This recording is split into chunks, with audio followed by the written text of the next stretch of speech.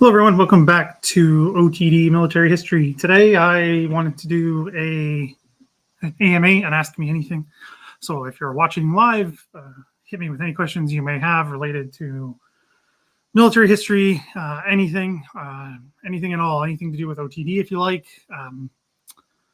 really anything. Wanted to do it today because they haven't done one in a while. That's just on a broad thing, been a lot of Normandy focused. For those of you who know, doing a lot of Normandy stuff over the summer for the 80th anniversary of the campaign that took place there. That's ongoing right now. Today is the last day of Operation Tractable, technically, with Canadian troops entering Falaise today. So I just released a video for Patron's YouTube channel members showing some of the footage at Falaise, in the town square there, the main square where the castle is, and the statue of William the Conqueror, which survived the fighting, which is absolutely wild. Anyway, you can check that out. So that's another thing I wanted to talk about quickly, or as quickly as I can while beginning.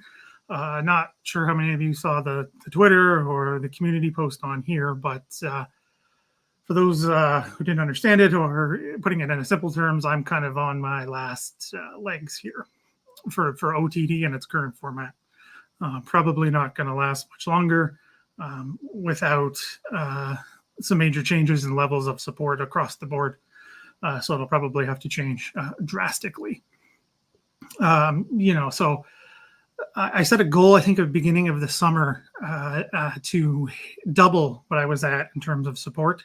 And we're 2 weeks away from that. And, summer traditional here in North America with Labor Day at the beginning of September, kind of marking the end of summer.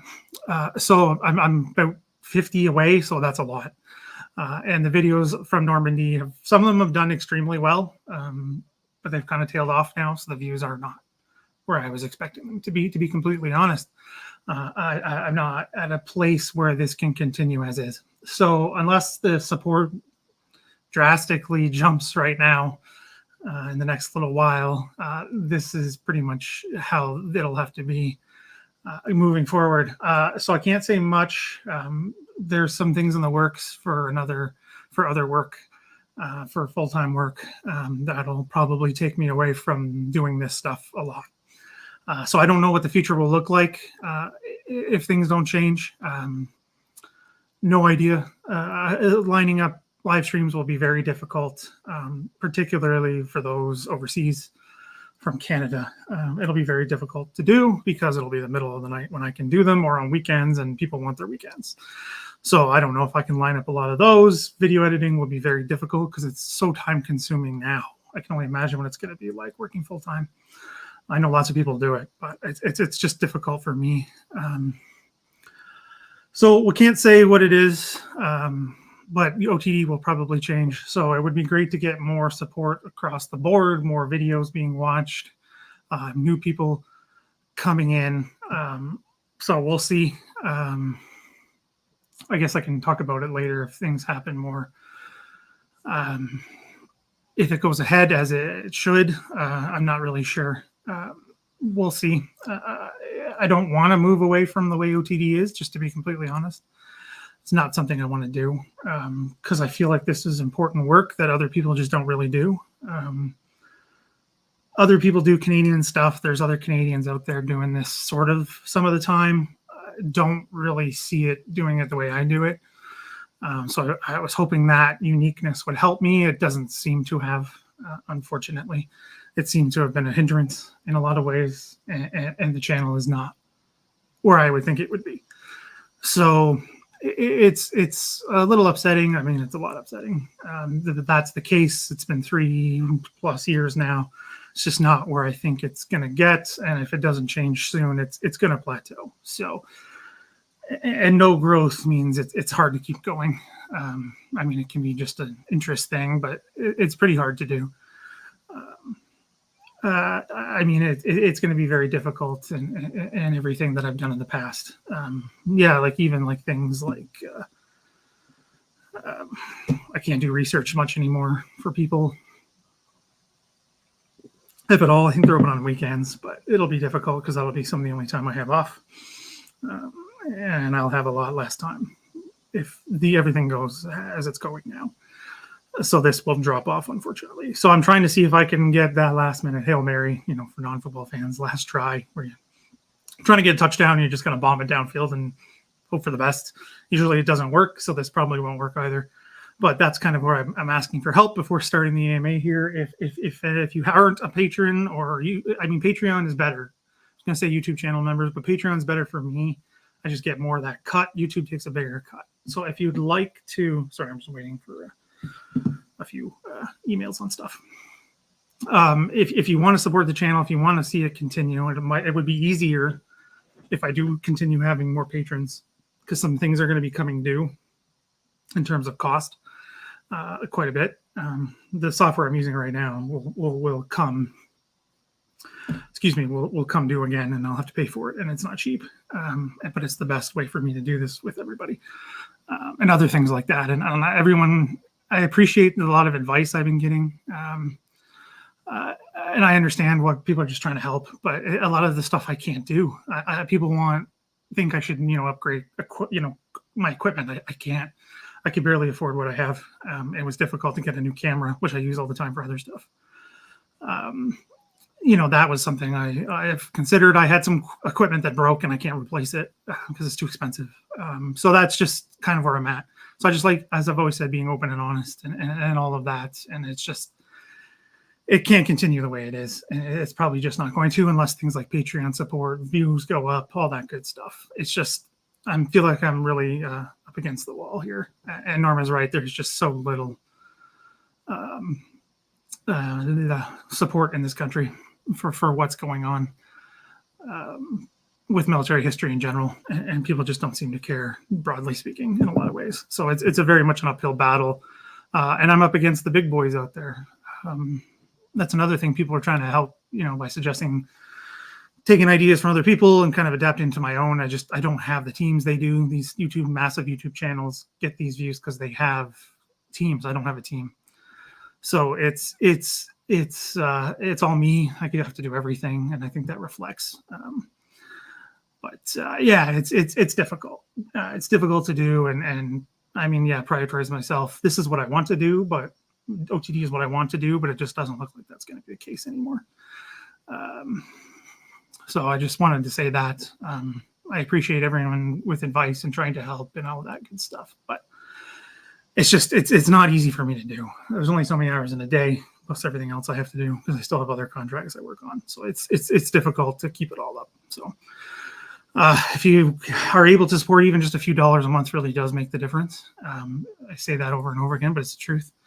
There's links down below to sign up, which is appreciated. If you can, it would really help, because the more I get, the better I have a chance of continuing to grow and all of that. I'm just under 100 patrons on Patreon itself, and YouTube channel members is around 30. So I needed quite a bit more than that to even kind of make this sustainable. So we shall see, but I guess that will be that. And I guess I'll let people know what's going in the long run. So I will start with questions. Anyone has any questions, I will work my way through as quickly as possible. Interesting question from Iain, one I have been thinking about a little bit, because I was doing a ton of research on armor recently, particularly in Normandy, but early in Normandy, for the Canadian War Museum, looking at stuff, some recovery vehicles and the like. So there's tons of photos and footage of Cromwells and Comets. As far as I know, the Canadians were never given them. Maybe a handful for things like scouting, maybe, but I know a lot of Stuarts were used. I'm sure there was a couple used, but I've never really come across anything, having an opinion on them, saying one thing or the other. Stuarts were heavily used. Scout cars were heavily used. Shermans were the workhorse, right? Undeniable in that regard, particularly for the Canadian armored divisions in Northwest Europe and in Italy, which are the two, right? The 5th and 4th. So it's not something I've seen, but I saw tons of British units using them, but that doesn't really answer your question, nor do I've come across much on, opinions on them, right? Because you hear a lot of basically nonsense about Allied armor in the war. and it's muddled the water so much that I think it needs a complete reevaluation, to be honest. But that's not really what you asked. But there's a lot of mess out there when it comes to this. How was Normandy? Normandy was fantastic. I was there a while now ago. Oh, geez, a long time ago now. Months ago. I was there in April. So I was there before all of the 80th stuff started, before D-Day ceremonies and all that good stuff. So not everything was, up to the standard it was for the 80th, but getting there and getting to hang with Woody twice was awesome. It was great. And getting there again, because I'd been there in 2016. So getting back again was fantastic and very, very exciting. Probably won't be going back there anytime soon, unfortunately. I'd love to go back all the time, but I can't, especially not now. So that's unfortunate, but I got tons of photos, videos, opinions, thoughts on stuff. If people have any questions on that, I'm more than happy to answer those. Just generally speaking, not even necessarily the history parts, because it was a fantastic trip. It was busy. I did a lot. I went a lot of places. In 7 days, I was there for literally 7 days, something like that, 6.5 or whatever, because I had to leave early one day, but to go back or to leave France. So it was fantastic. Love Normandy. Would go there all the time if I could, but I cannot, unfortunately. No. So David Curry, who wins the Victoria Cross at St. Lambert's for Dives, which the anniversary of that is coming up, and I have tons of footage from there, by the way. Tons. I was in that village for hours taking footage, and I literally wandered every street. It's not a big place even today. So look forward to that at some point in the future, hoping sooner rather than later, but we'll see. So Arthur Curry, who is the Canadian Corps commander from basically Hill 70 to the end of the war, actually changed how his name was spelt. It wasn't spelt with an I-E originally. He was born with Curry as a Y from southwestern Ontario, like myself. So that was the family name. He changed it when he moved to British Columbia, out west of Canada. I don't know why. I've never been able to see anything why. It's not like something I've dug into a lot. But he changed his name, how it's spelt. Again, no idea. So as far as I know, and I have looked at this, there is no relation between the two. None whatsoever. So, it's always asked that. I get asked a lot. I mean, they're from different areas, right? Because David Curry's from Saskatchewan, Manitoba, out west, or prairies, whereas Arthur Curry is southwestern Ontario Methodist. It's like something out of my own family tree. So no, they're not related. Yeah, I mean, Normandy is awesome. Like I said, love it there. Love what they're doing with a lot of the place. It's good to see it growing. A lot more people living there, which is great. Con is crazy booming. Like they're building nonstop there. Like it's wild. Yeah, so that's always good to see. Always great things to see there. I mean, yeah, and there's the question of the vets. This is probably the last one with any real numbers of them. I mean, there's always those who have that longevity in life and just keep going. Happened with the First World War vets too, right? But they eventually pass away. It's just the nature of time and humanity. But I mean, I'm sure there'll be quite a few for Market Garden. I feel like that's going to be a thing. Because there was a few, I mean, this was last spring, not 2024, 2023. There was a fair number of Market Garden vets when I was there celebrating the end of the war, right, with Victory Day in the Netherlands, or Liberation Day, sorry, in the Netherlands. There's quite a few number of Market Garden veterans, British and American. I think one of them might have been a Canadian can loan. I could be making that up or from another trip. Anyway, so yeah, I think Market Garden could probably have a draw. I think there'll be some for the Bulge too, right? A lot of American vets will probably make the journey. But I don't know. Maybe next year there'll be some, but again, I can't speak to that. I'm not involved in any of that stuff. So, but yeah, I think this will be the last big one for Normandy for sure.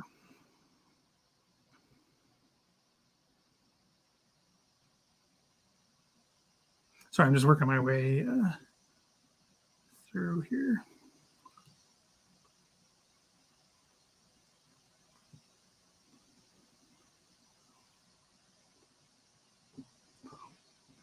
Yeah, I mean, that would make sense. They were attached to 1st Canadian Army. They were the ones screening Dunkirk at the end of the war, till the end, basically. Right? The plan changed quite a bit. They were going to take it, and then they decided to screen it off because I think because of the difficulty of taking the other ones. Like Le Havre was the first one to go out, outside of the landing zone, I guess if you want to call it. That was tough to take, and then working their way up got harder and harder and harder. So I think they decided that's enough. Screen it. These ports they're trashed usually. It's beyond repair, some of them. Some of them don't open until much later. Even if they do, they're not very big. And they're not doing like a Mulberry thing, right? Like they did at the landing beaches. So they can't make them any bigger. So yeah, I mean, sorry. Anyway, yeah. So they may have been. I don't know. I'd love to look at them a little bit more. It's just I'm not sure where to get the records for those guys. I'm not sure how that all went, because this makes me think of the Poles, and we know how they were treated after the war. I'm not sure how the Czechoslovaks in these units were treated. I have no idea. It wasn't a lot, right? It's a brigade. It's not like it's on the divisional level where the Poles had multiple divisions. As far as I know, it was just a brigade fighting with the Western Allies in Northwest Europe. So it's I'm not sure if it's in like a British thing or where those records are kept, but I'm sure somebody's discussed this at some point. Sorry, excuse me 1 second. Patreon post. So what I do, why the Patreon is so important is that's what I use. So I don't like, I need this, I need that. Like I have the microphone, I have the camera. It is what it is. It's what you're seeing now. It's not the best on the market, but it'll work. What I would love to do if this were to continue is upgrade my software to be higher definition, because then I can make some changes, because I've had some suggestions about what the lives look like and things like that. I can only do so much with the software at the level I'm at. It's very expensive. So that's what I tend to do. I use the Patreon for, and then use the other work I do to just live, right? Costs of my bills, paying my debt down from doing the PhD, which is a big one. That's the one that drags me down, is the debt.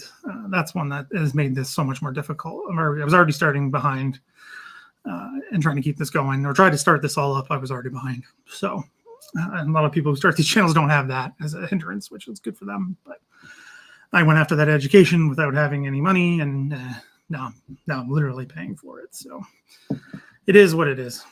But the equipment comes out of that. So that's what the Patreon is very helpful for. So thank you, Robin. I appreciate that. I keep getting emails. So there we go. I appreciate that. There's also, seeing you sign up there just reminded me of something that Patreon is doing now. You can do a trial membership. I believe it's 7 days. You can try the level that you think you can help out at, or whatever you want to choose, and then go from there. And then if after 7 days you don't want to, or before that, you can cancel it. And if not, it'll just charge like normal. So I've been posting quite a bit on there. There's some, there's a huge back catalog for new people who might not be aware, but there's a huge catalog of stuff on there. A lot of stuff I've never shared publicly, all kinds of research stuff, different posts, videos, more in-depth videos, stuff that gets censored on YouTube, some footage that I found that would get censored pretty much on any platform ever at Pelelu. That stuff was wild. So things like that, and that's what I was planning on doing. I was trying to bring more people in with that, but it did not go to plan. So it's something worth checking out. You can sign up and then cancel it if you like, if you don't think it's worth it, or I'm not doing what you expected, because I've had a bit of feedback with that. I mean, that was a while ago. I've been trying to do more with Patreon, because I hear a lot of people, again, not blaming them or whatever, but I hear a lot of history creators don't use it for that really interaction, and then I'm trying to do that. I'm trying to share what I do and how I go about this, and I know some other people have found this stuff helpful for their own work, and because I'm always doing random stuff. So, well, for now, I'm always doing random stuff, but and I'm always finding crazy things that I love sharing and love chatting with people about. So that's a good place to do it.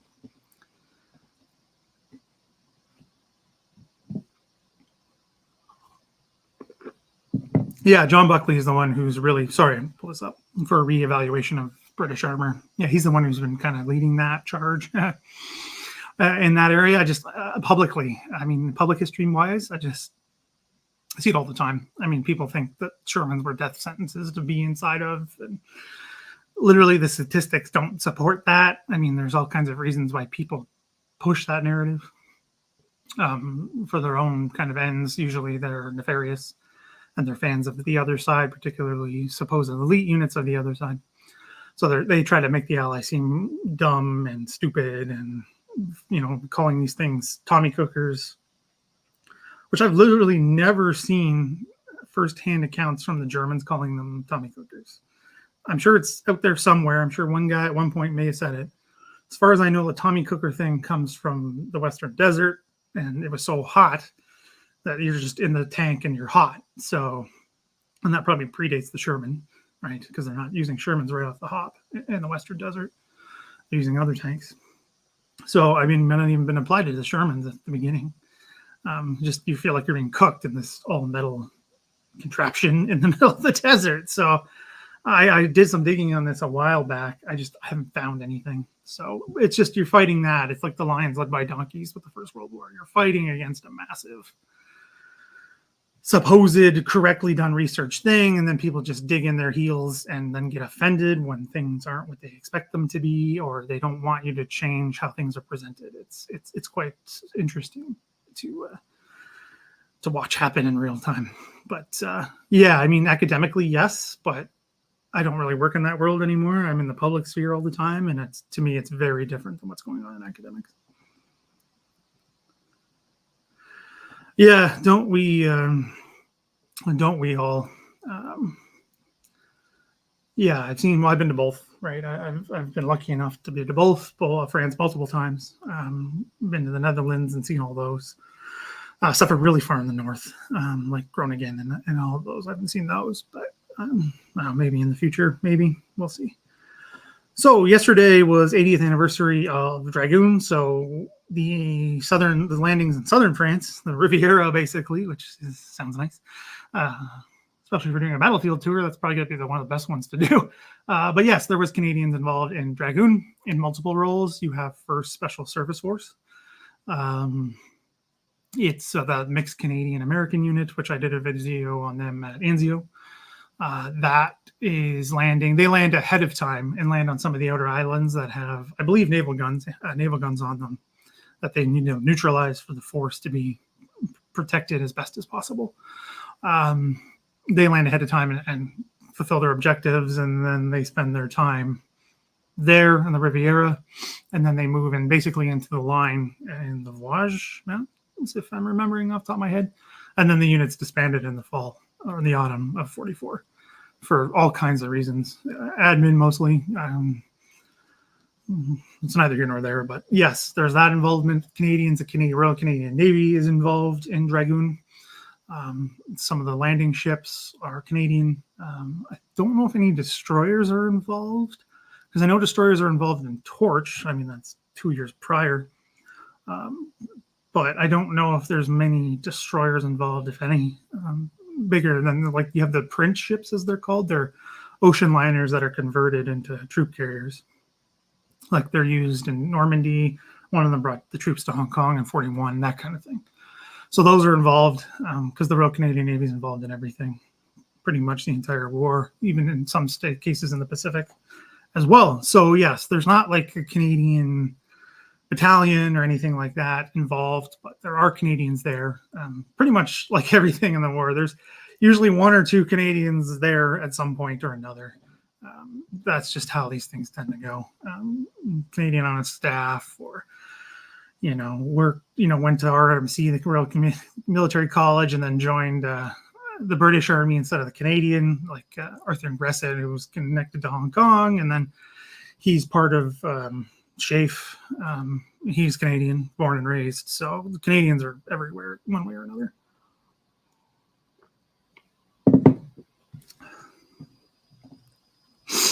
Yeah, well, that's the thing, Robin. The $8 makes a huge difference.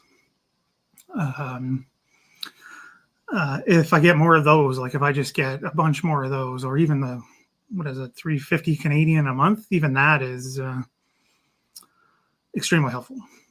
Anything really at this point is helpful to keep this all going as it is. I mean, lots of people want to keep it going as is, but I can't unless I get more support. It's the long and the short of it, really. There probably was. There always was. I mean, it depends, right? It might have some can loan officers in there, but I don't know off the top of my head. Same question about the Warsaw Uprising. I don't know if Canadians are on the ground, maybe. I mean, again, they get everywhere, or maybe someone had some connection from Poland to Canada. I know there's a lot of strong connections between Poland and Canada. A lot of it comes after post 45, though. Like my wife's own family was an example of that. So, I mean, there's obviously Poles coming before that, but the strength of the connection really comes later because a lot of them can't go home. So a lot of them immigrate to Canada. There's Canadians flying in the RAF squadrons that are supplying what they can, right? That most of those drops miss the rebel-controlled areas. Some outside the city are easier to hit. There's actually, I've posted this on socials a bunch of times, and maybe I can do it again on here, on a community post or something. There's a memorial in Confederation Park here in Ottawa, which is just across from our city hall, and really it's steps from the National War Memorial. If you've ever been in that area, it's in that area. It's about the Canadians who were killed supplying the Poles, and it was put up by the ex-Polish Servicemen's Association in Canada. It's a bit of a mouthful, kind of like the Legion here. They had halls and social events and all that stuff. So they were present there. They're still around as far as I know, but there can't be many originals left. But I'm sure the organization is still around. But anyway, yeah, they put up a memorial, I think, in the 80s. So it's still there. It's along the main path. Lots of people walk by it. I don't think many people look at it, but it is there.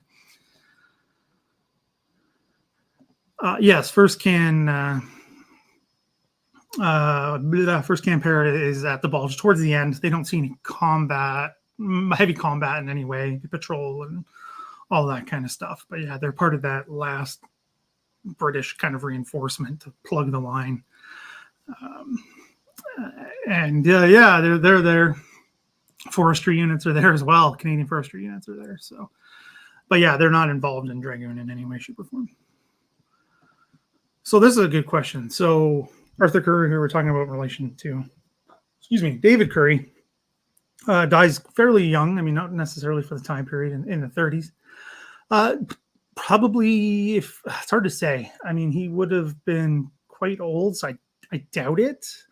Right, like even Billy Bishop, who was extremely well known even post-war, he was still very popular up until the Second World War. They used him as recruitment. He was used as recruitment and getting people on board with things like the British Commonwealth Air Training Plan and things of that nature. I doubt it because he would have been quite old, right? Because he dies in 33 at 57. So yeah, that's another 6 years to that. That's mid-60s. Probably not. I mean, he was a top-notch administrator outside the military, right? He wasn't so keen on peacetime soldiering in the regular force, right? Before the war, he was militia, did some illegal things. He embezzled money from his unit, and that was covered up, and the debts were paid off by rich friends. I'm not sure who it was exactly. It might have been Garnet. Hughes might have done it. I don't remember off the top of my head. Tim Cook talks about this book on Curry and Sam Hughes. If you want to learn more about that, fascinating. Compare those two guys, and an area of our history that's lost because people want scandal and all that crazy stuff. Those two got scandals. So I mean, he quits. He resigns as head of the Canadian military at the time in 1919. And then joins McGill. He had no university education, but he, by all accounts, excelled as the vice something or other, the head of the university. He excelled in it because he was an administrator. He really helped McGill. They were kind of, I think, falling on some hard times, and he really helped stabilize that university. That's still top-notch today and still bringing in tons of money. So he really, really did a huge number to help them because he understood administration and working with different people. So I mean, maybe, but I doubt it. He would have been quite old by the time the war kicked around. So I doubt it. But maybe in some sort of wave the flag capacity if he was still around, maybe.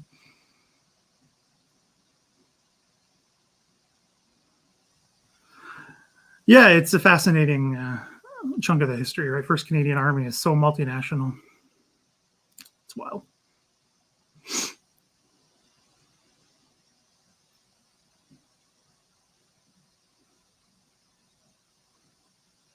Sorry, just if there's any more. Well, I'm glad to hear that. I try to be as active as possible. I try to get as much on there as I can, because I think it's the best platform for that, to share and to engage with people who are really interested and who have a vested interest in making this work, because other people don't. And because I used to do the same across socials and everything, and people just didn't seem to care, right? It's more, difficult for to do it on controlled platforms like that. So I try to be as try to be as active as possible. Sorry. Yeah, I mean, that's kind of the plan for now. We'll see. Again, lots in the air right now. Nothing confirmed, but we'll see. But this has actually been helpful for my mental health. Working the other way was the problem in the past, actually. So we shall see. There's a reason why I did the PhD, and my old job was the reason, and it really broke my mental health, actually. So this has been one that's helpful, actually, to my mental health. You have a catalog? No, not like, well, publicly, then they'll become publicly available. And then there's, there's no point in the Patreon. So, but you can just go through the back catalog on it itself. You just have to scroll back. I don't know if you can search from the user endpoint. I think so. But I could always repost stuff again if people are interested, and maybe if I can really get a bump, then I can take a look. But it's all there. It's all accessible to anyone. Some stuff is not accessible to some of the lower levels, but that's few and far between. And I can always change them just to open them up again. But it's searchable as far as I know. Searchable on my end. I don't know if it's searchable on a user end, because I don't support anybody on Patreon because I just can't afford to. So I don't know what it looks like from the user perspective, unfortunately. Okay, so back into questions here for a minute. Wasn't the main asset for the British its Navy in World War II? Well, yes. If you want to go by sheer size, yeah, the Royal Navy has been key to, England and then Britain's survival for centuries. Still a major asset of theirs today. So, yeah, I mean, the RAF had a huge expansion in the late 30s with the rearmament and all of that around Chamberlain, and huge debates in Parliament and the military and what to do. And then the whole debate on, do we need fighters? Do we need bombers? All that stuff is a massive debate, conversation in Britain for many, many years. It grows in size. The army was a sizable one as well, because conscription starts before the declaration of war, in contrast to the First World War, where it doesn't happen until 1916. And then again, not across all of Britain, right? It's not done in Ireland in the First World War, and then not in Northern Ireland in the Second. But the army is a sizable force. It was mostly a colonial police force in the interwar years, more or less, which had been its role for a very long time before that as well. Obviously, except for the World Wars is the exception. So, yeah, the Navy is the main one. The Navy could outnumber everybody. I mean, until the Americans come along in the Second World War and change that. Yeah, that was British policy, was to outnumber, just straight up outnumber the enemy with ships. And they did.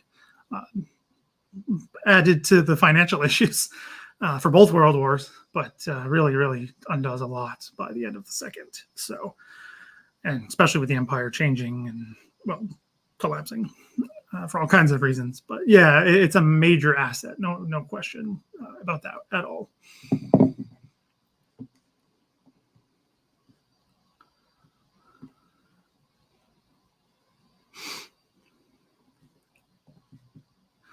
So good recommendation for the Shelled battle. Mark Zilke is always a good go-to. He gets you a lot of firsthand counts and all that nature, because you got to interview these guys. I still, you can't go wrong with Stacey. I mean, the book, the official history has so many problems, You can't really go wrong there. Because it's free online and accessible as a PDF. I know a lot of people like to have a physical book. But it's good because that's searchable, so you could just read the shelled part. You don't need to read all of it, because I do that all the time, right, for work and other things. It's a really, really good one to do that in, because it gets you the nitty gritty to understand it the best. It's really, really good for that. Tim Cook's stuff is good. I think you have that one now, Andreas. I think you said you were able to pick that up at the JBC, Juno Beach Center. Yeah, so that's a good one too, because Tim does a bit of the blending of that academic solid stuff behind it, and then those first-hand accounts as well from the War Museum's great collection. So yeah, I'm just trying to think if there's anything else from the Sheld. Dennis Whitaker wrote on the Sheld as well. He was there. Yes, he was there. He was at Dieppe in the Sheld, 2nd Division, the Rileys, Hamilton Light Infantry. He wrote on it, so it's obviously skewed by his own perspectives, but he wrote on it as well. I'm trying to think if there's anything else. Terry Kopp writes about it for the 5th Brigade, right? His book on the 5th Brigade with those units. Yeah, those are the ones off the top of my head to kind of give you a good grounding in it. Project 44 is also, I know it's not what you asked, but Project 44 is good because you can just zoom right through to those dates and pick and choose some war diaries to read and see how the advance went, particularly with that Causeway battle in October, end of October 44, which is just wild. Covered in the Forgotten battle. Okay-ish covered in the Forgotten battle. But it's the intense part of all of this, and what it was going for was to shut down the channel. Sorry, take out the German guns and open the river to Antwerp.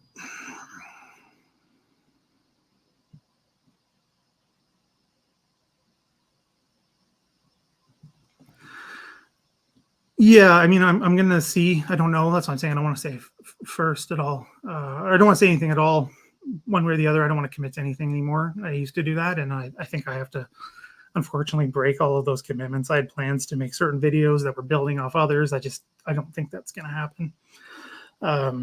It's very difficult, and I have decisions to make about what the channel will look like in the future and all of that stuff. So, like I said, this is a Hail Mary. We're in Hail Mary territory here. Got some videos coming out this weekend, so if people can watch them, that would be extremely helpful. Watch and share is always a helpful thing to do. But yeah, I don't know, sporadic probably. I'll have to evaluate depending on how things change. Yeah. I don't know. Yeah, I've heard about that. I don't remember the name though. But yeah, there's definitely Canadians in the Chindits, and I think that is right. Yeah, one of them is one of the first killed. Yeah, I mean, I've had some stuff picked up by the algorithm. I had a video. I think it's still popping up. Just checking right now. I mean, it's doing okay. It's doing all right. It's like it's short though. I can only do so much because there's not much information available about it. It's a video where 12th SS soldiers, what in the words of Charlie Martin, had a rough few days. It's a very famous photo. It's used pretty much anytime Normandy and Canada are discussed.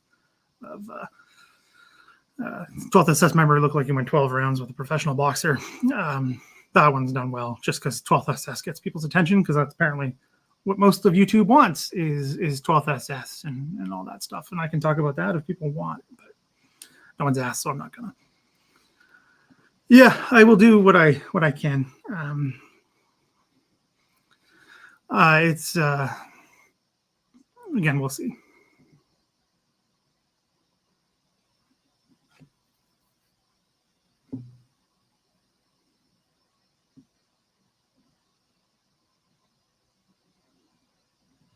Yeah, the stuff about the uprising, the Warsaw uprising, is always great and great to hear.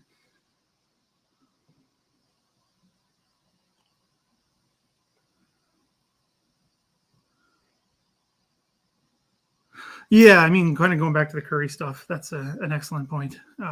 There was a lot of older guys as well, and they were weeded out. So a lot of it was political maneuvering, because that's what happens at those levels. Particularly, Canada likes to. Sorry, that's a bit of a tangent, but Canada, especially at the time, likes to present itself as this. You get, egalitarian society. We don't have like technically like the landed gentry with all the titles and stuff that Britain did, but it's still extremely stratified country economically at the time.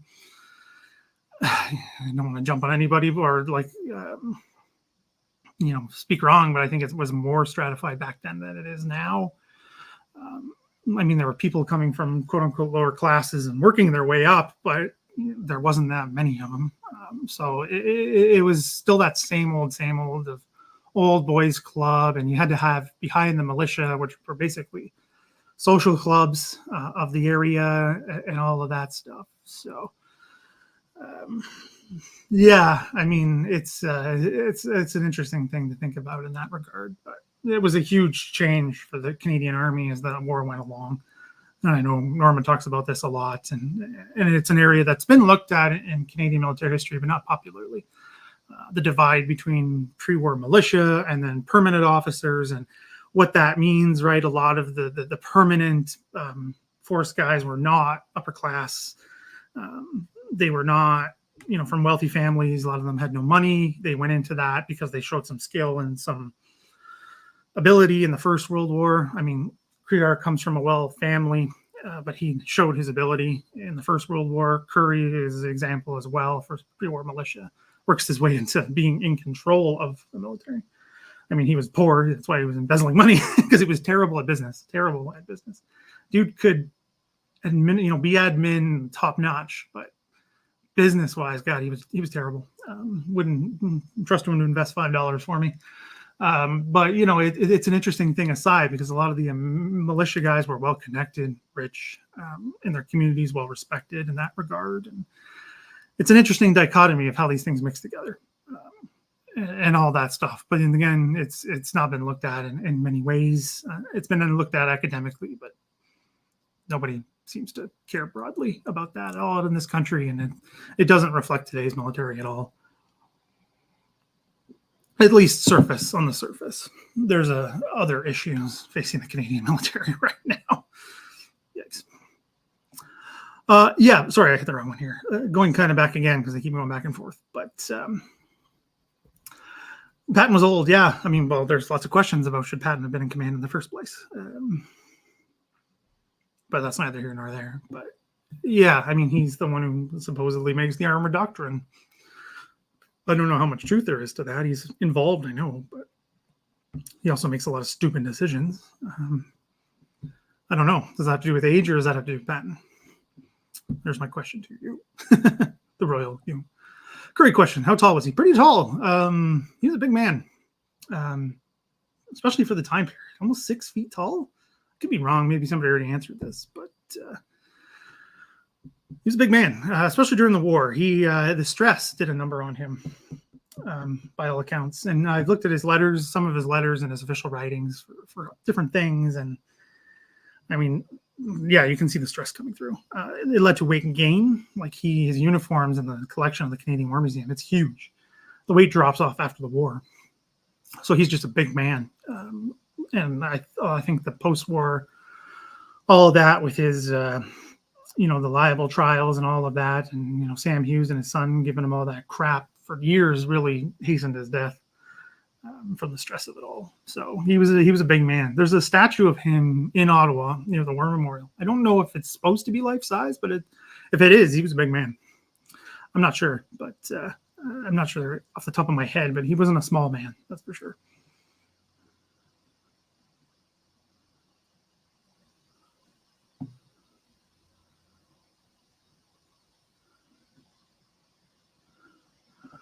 I don't know that book, unfortunately. Two Sides of the Beach, Invasion and Defense of Europe in 44. I don't know it. Sorry, I can't answer that. I wish I could.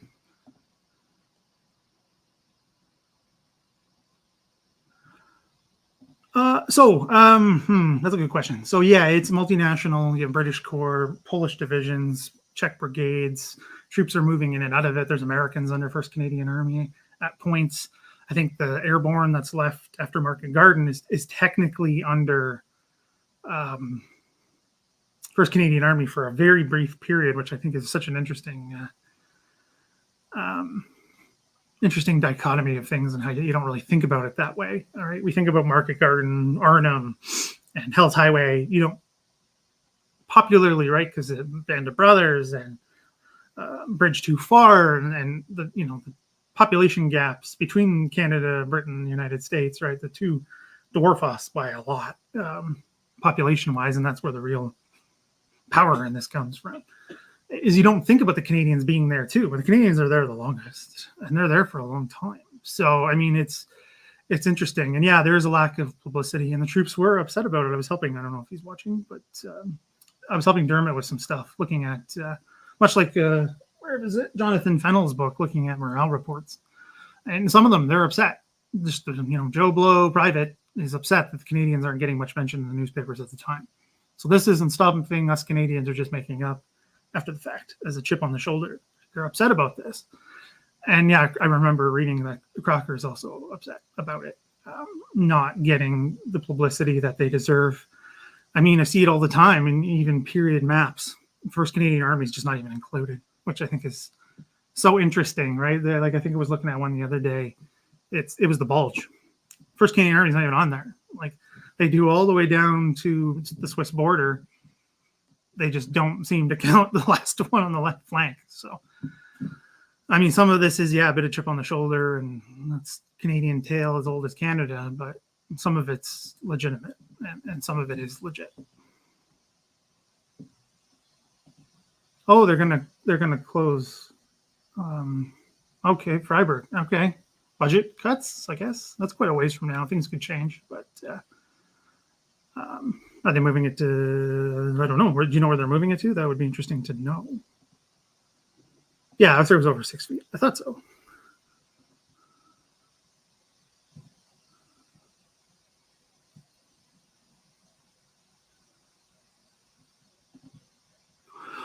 So back to the Patreon and stuff.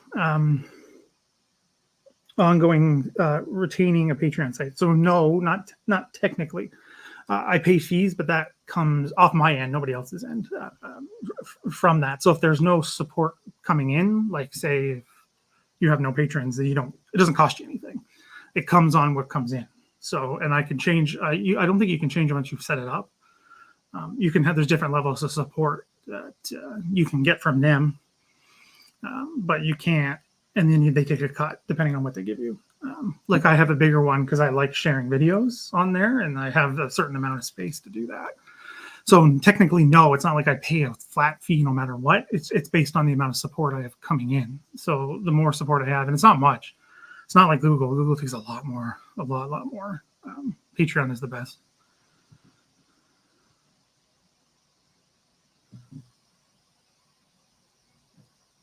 Oh, he's 6'5". I didn't know he was that tall. Taller than me, I guess, because I'm not 6'5". Oh, geez, that's a long question. Hold on here.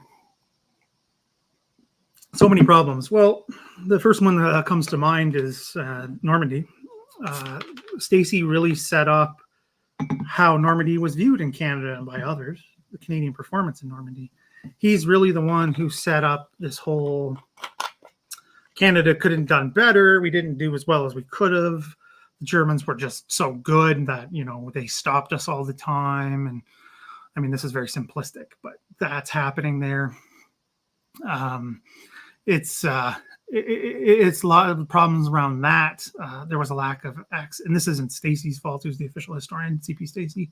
Charles Perry Stacey. It's a name that is unavoidable if you're looking at, Canada and military history pretty much at this point. He basically built the field as it is. It stems from him, modern Canadian military history. There's problems with source access at the time he's writing this because they had a major, this is why it's so complicated. And Tim Cook talks about this in Silo's Warriors. If you want to know why Canadian military history is the way it is, read that book. It was his dissertation, but as a lot of you know, Tim is a fantastic writer. And he made it so much more engaging because dissertations can be dry. Having written one, I can tell you that, and read a lot more. He's made it engaging. And why there's such an issue with the official histories and what that has to do with a lot going on is there was one for the First World War. They had this massive series planned and only got 2 volumes out of like 10 plus or something like that. So after the Second World War, Stacey said, we're not doing that again. We're going to get stuff out quickly. They did quick little books, tiny. You can still find them places. They're like this big, paperback. And then they moved to the official ones, which are behind me in some shelf somewhere. So they're the lack of access to sources that other official histories had, like the Brits and the Americans wouldn't give them to him, literally, because he wrote an autobiography and he talks about this stuff. His interpretations of Hong Kong are incorrect, but I think most interpretations at the time he's writing this stuff in the 50s is incorrect anyway, and makes all kinds of assumptions not based on evidence. The big ones are Normandy, because it really set the field in the wrong direction. It's really set that whole thing of why so many American authors say the Canadians were terrible and they didn't do very well, and the SS were these great guys, soldiers who stopped them. And even though we know that's not the reason why they were stopped, other than a few things like Barrier Ridge, which wasn't even the 12th SS, which people have been coming after me saying it was the 12th SS at Spring, and it wasn't. It was the 9th and a Hare Infantry Division, which is so funny because I think that's what's led to that is people think these guys are these supermen because that's what Stacey said, and then that's all these other authors like D'Este and Hastings and all of that had access to for many years. Other than that, and some news reports, news reporters, and that's what set the field. And we're still trying to overcome that. Like Terry Kopp tried to undo it with this bad boy here. It's not the easiest book to get to have, right? It's expensive still. It's worth it, but he's trying to undo this, and there are still people saying that he's wrong. That's Terry Kopp is wrong. That's probably going to piss Norma off, but that he is wrong, and that's just bonkers. Because if you actually look at the evidence, which I have, he's not. The older guys are wrong, and that's a whole other thing, but don't want to spend all day on that. But yeah, there's some issues with the official histories in that regard. But so it's 3 major volumes. They're somewhere back there. The Italy one is fantastic because it was free of a lot of politics, and that helps, especially when it comes to official history. Oh, okay. So you have, shock troops, and you're looking for at the sharp end. I mean, they're everywhere here. In Canada, if you want to come up here, you can find them, no problem.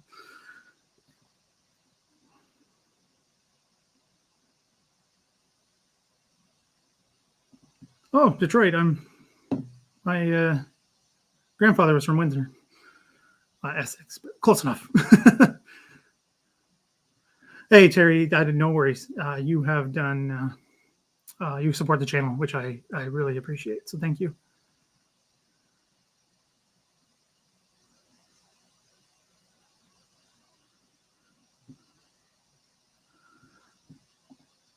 Oh, that's interesting. I thought the same. Yeah, I thought they were T-34s.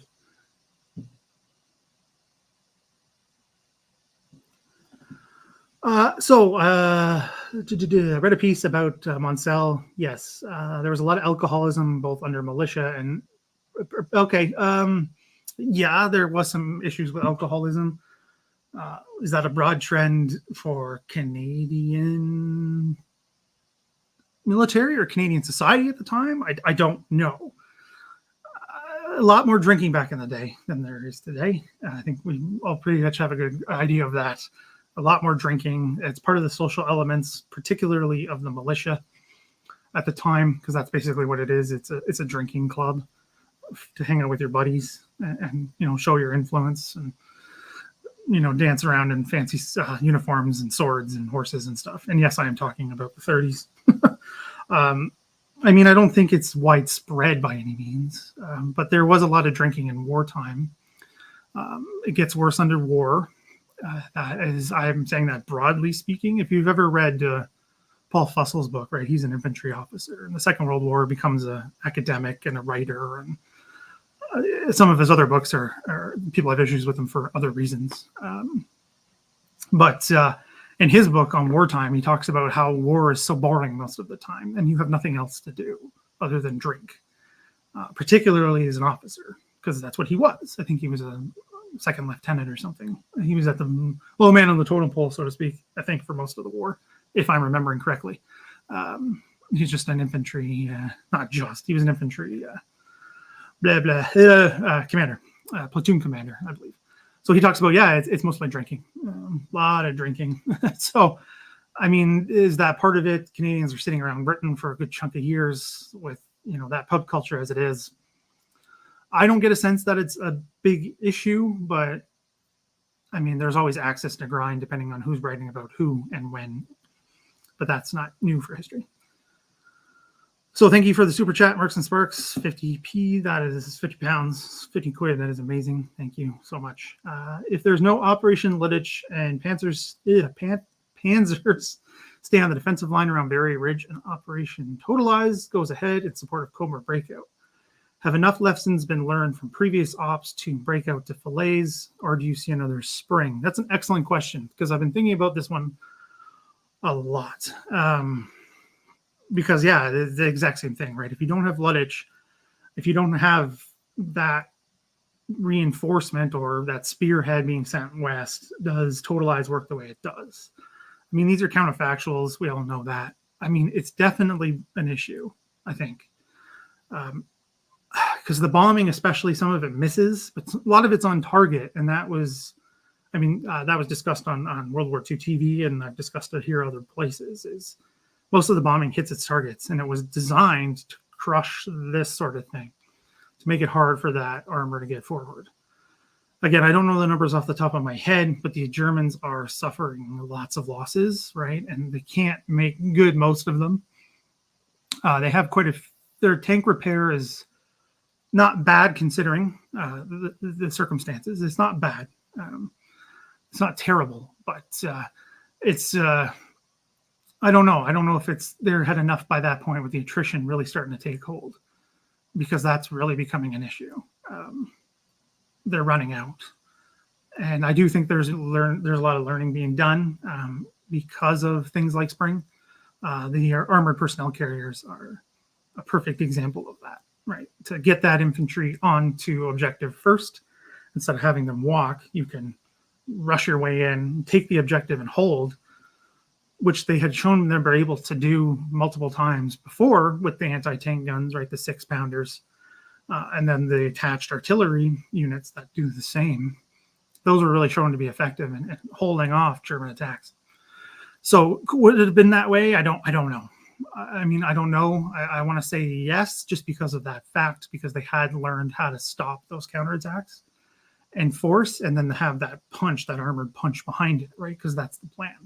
Is the infantry go ahead first, secure those objectives, that, a better spot to launch, and then they do, and then they punch their way through until it comes to its inevitable end, right, as we know. But I think it's going to cause more casualties because it's inevitable with armor on the battlefield. But yeah, it's a really interesting question. Do I think another spring? No, I don't. Because the lessons had been learned there. The operations launched at nighttime, much to the chagrin of British and Canadian armor. But that helped. That was a major issue with spring, is its launching. Not necessarily only the time of day, but artillery support, armor support, all that good stuff. The lessons have been learned. I mean, mostly with Norma and the Guy Simmons stuff, but he does learn some lessons and puts them into play, and that's one of them. That's a huge one that does get talked about, but I don't think the scale of it's really understood, because that's still doctrine today, right? Infantry are rarely advancing kilometers and kilometers up to the forming up point where enemy artillery can get them, and then advancing on the objective, right? APCs are ubiquitous now. So I was doing something right in that regard. So thank you for the super chat yet again. That is fantastic. Thank you. I just saw another one here. Thank you, Robin, again. That is so supportive. Thank you. I didn't want to lose that before it went away. Sorry, let me go back up here. I will do my best. Shall do my best. Yeah, but that's very supportive. Thank you so much. Yeah, I mean, that's a good point. Most of them were militia, pre-war militia, especially in the second. But yeah.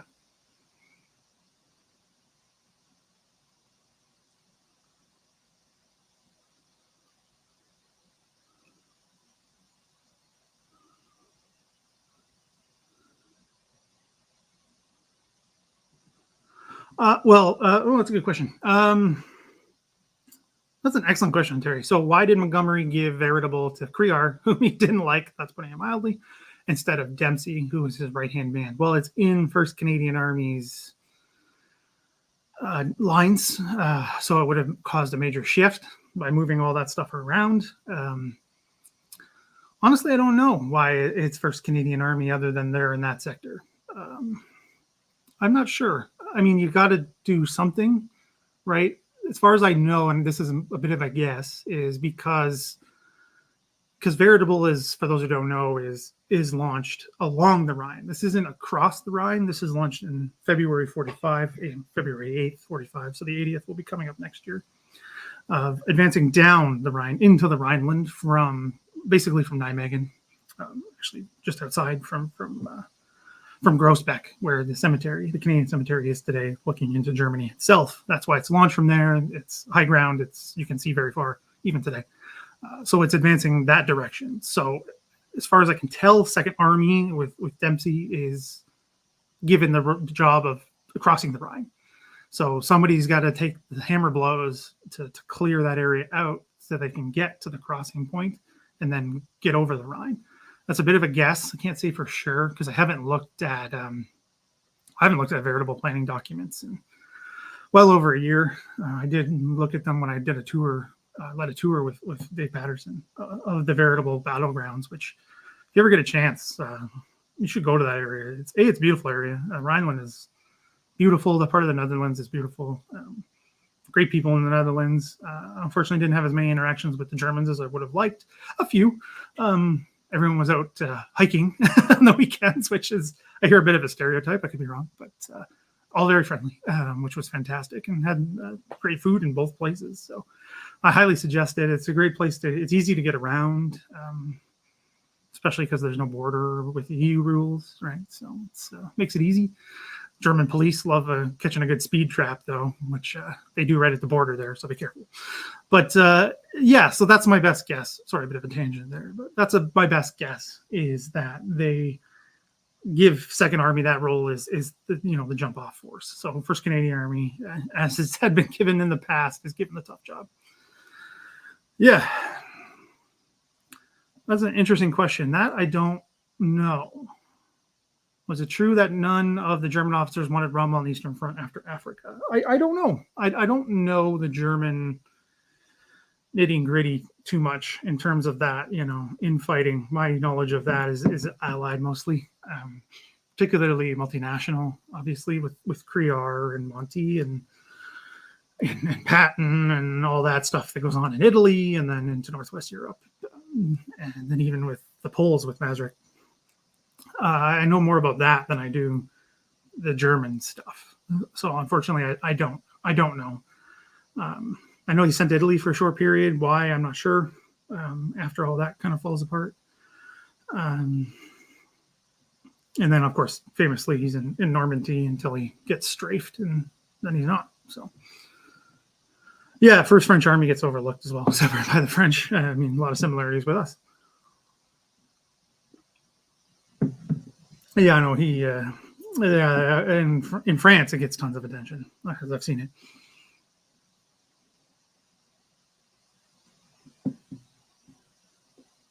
Oh, okay. So the rent's up. Yeah, we're doing the same here. It's not moving. It's just they're building a new building that I think they will own. So, same idea. Yeah, they were not impressed by most of the German generals. A lot of that.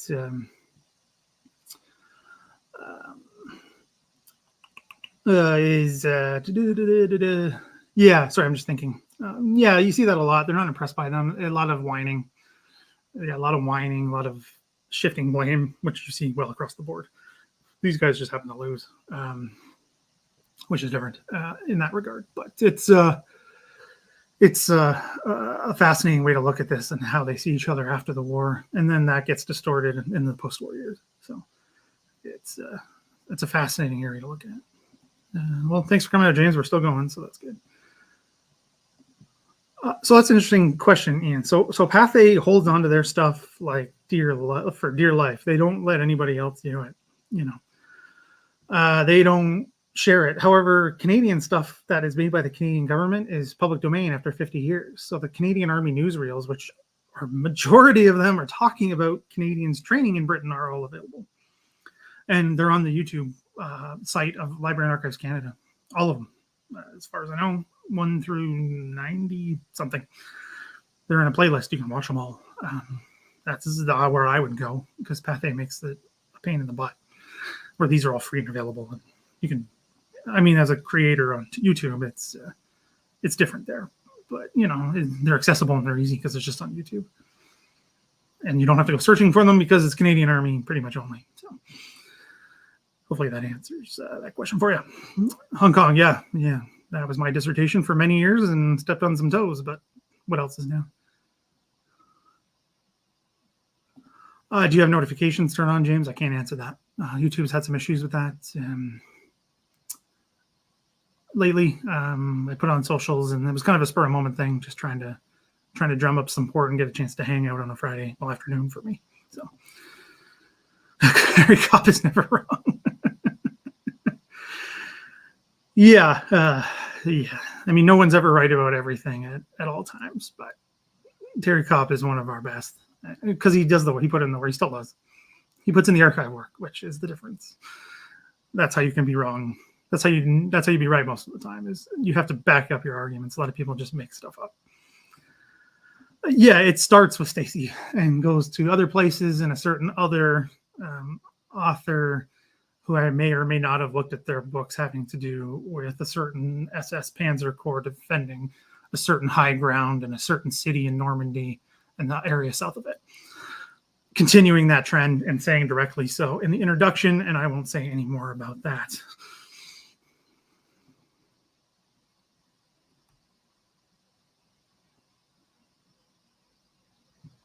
Yeah, I mean, alcohol plays a lot of roles in that.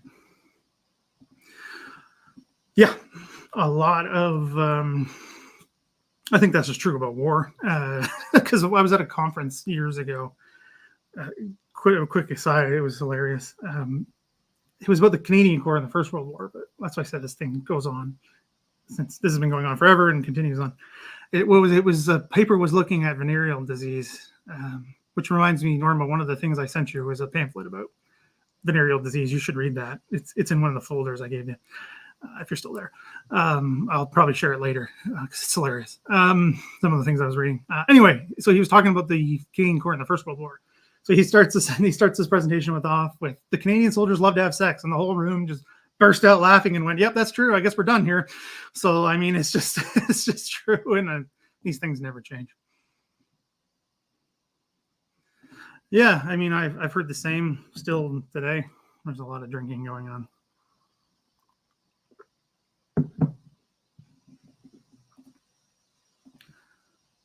Yeah, so this is hilarious. So I've talked about this before. It was a short, which is now gone. So maybe I'll do it. Maybe if I keep going with the channel, I will do a video on this. But the funny story about this one is, right, the first Campera meets up with the Red Army at Weismar. There's photos of it and everything. So the war diary, right, of the first Campera talks about, we met the Russians. The Russians are here. War's over. Great. Because there's the surrender right in the 5th. And then they're like, we're going to party. The war diary goes quiet for 3 days. Or 2 or 3 days. There's nothing. The war diary is empty. So I'm thinking they were partying pretty hard for a couple days. I mean, don't blame them. I just think it's so hilarious. It's like the war diary just is blank from the 5th through to, I think, VE Day. It's hilarious how it just stops. And you can find this online. It's available. I've posted it other places. But I'll think about doing something with it later.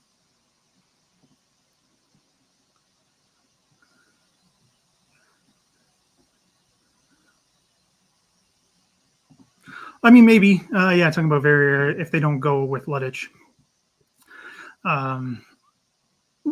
Probably. I mean, I don't know. But again, that they know Luttich is happening, right? Because of Ultra, and obviously they slam into the Americans. It's a big what if, and it's an interesting one because another thing that people chastise the Canadian Army for, because they have their own personal reasons for doing so, is they say that, you know, totalized and tractable are slow, and it's not fast enough. It's so fast, my God. So because totalized ends on what, the 10th, 11th, early on the 11th. Tractable's on the 14th. They're able to change the plan, re-equip, and go again. How quickly? And do it again.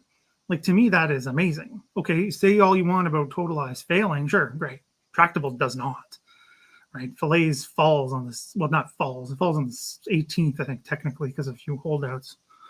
But the speed is amazing that they're able to redo everything again and go again with learning lessons from what went wrong with parts of totalized. Put it in tractable, which was originally called. Does anybody know the original code name for tractable? That you'll win a million fake internet points if you know the original name for Operation Tractable. And sidebar, it's hilarious. I don't know why they changed it. I think because it's a silly name, but hilarious. Anyway, so I mean, maybe these are all big what ifs, but the armor punch worked, so nothing wrong with that.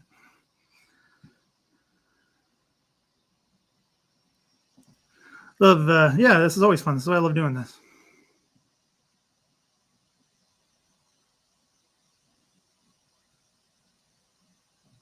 Well, thank you. That is still very much appreciated.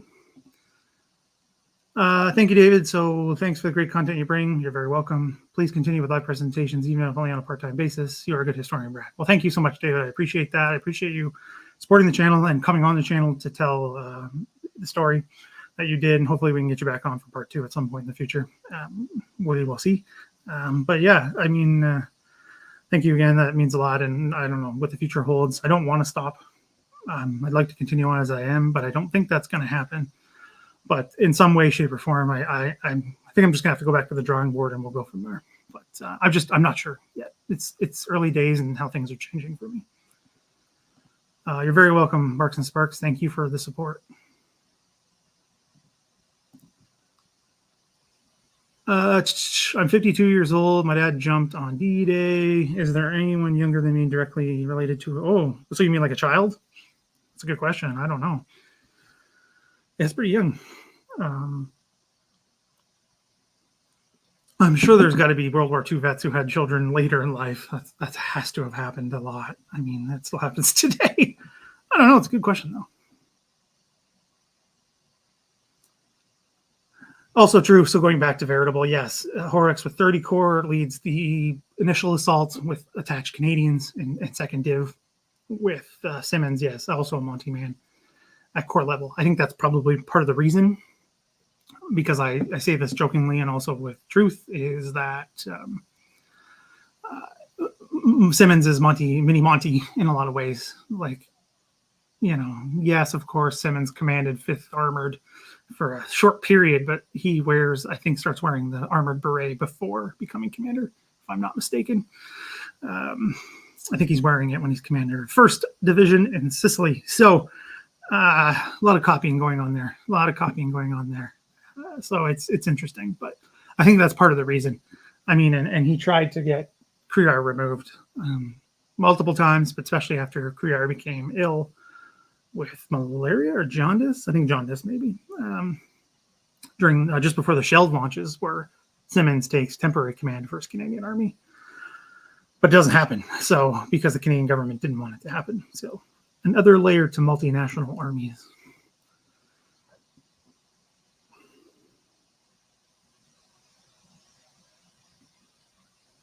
Yeah, Vulcan was a tough fight. Very tough fight.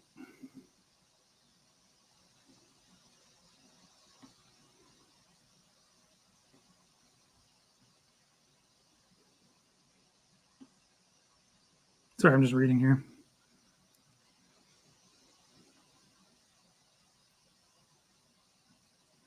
Yes, about the German generals. Yes, being rehabilitated for all kinds of reasons.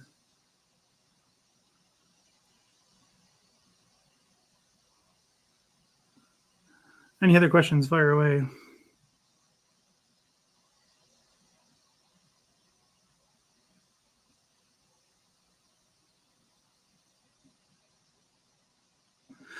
Yeah, as far as I know. I don't know if you were here when I was talking about this earlier, but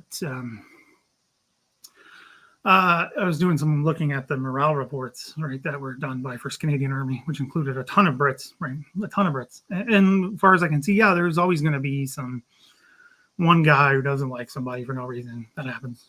But overall, they have a generally good opinion both ways, as far as I can tell.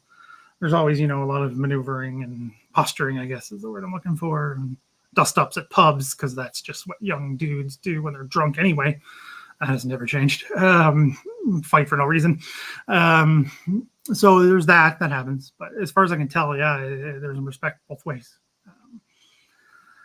For all kinds of reasons. Canada being in Britain for so long, right? First Div arrives in December 39 and is the only really fully equipped division after Dunkirk. So there's a lot of respect for the Brits on that part as well. These Canadians are here when they don't need to be, and they're here fighting for our home. And there's a lot of respect for that. I mean, there's obviously, again, the issues with being in Britain for so long and the drinking and the sleeping with their wives kind of thing, but that's not that widespread. It's more played up for the, scandalous nature of everything. But as far as I can tell, there's a lot of mutual respect throughout the ranks. I mean, we often hear about the top end stuff that we were just talking about, but that doesn't mean that's everyone's opinion. So no, I haven't done much on Camp X. Yeah, that's what it's called. It's just a marker to keep it quiet. So it's secret agent training MI6 OSS. Some of the stuff is still classified as Oshawa, I believe, or north of Oshawa and the GTA. So no, I haven't done much on that. I just haven't done a lot of the cloak and dagger stuff. I guess I'll call it the spy stuff. I've been trying to cover what I think are the basics that have never really been covered. That's what I've been trying to do here. Partially, probably one of the reasons why the channel's not doing so well is I've been trying to cover things that people probably are just not interested in, and trying to do that. So no, I haven't done Camp X. I could possibly in the future. We'll see. If there is a future for the channel, I don't know. I don't know if videos will continue after Normandy. I don't know. They don't do well, so I don't know. Yeah. Oh, geez, this is going to drive me crazy. So give me a second here. So yeah, you have Lawson is in charge of West Brigade at Hong Kong. East Brigade is, I forget his name. Yeah, he was not well liked. He came from the British Indian Army. So that's why he was put in charge of one of the brigades in Hong Kong.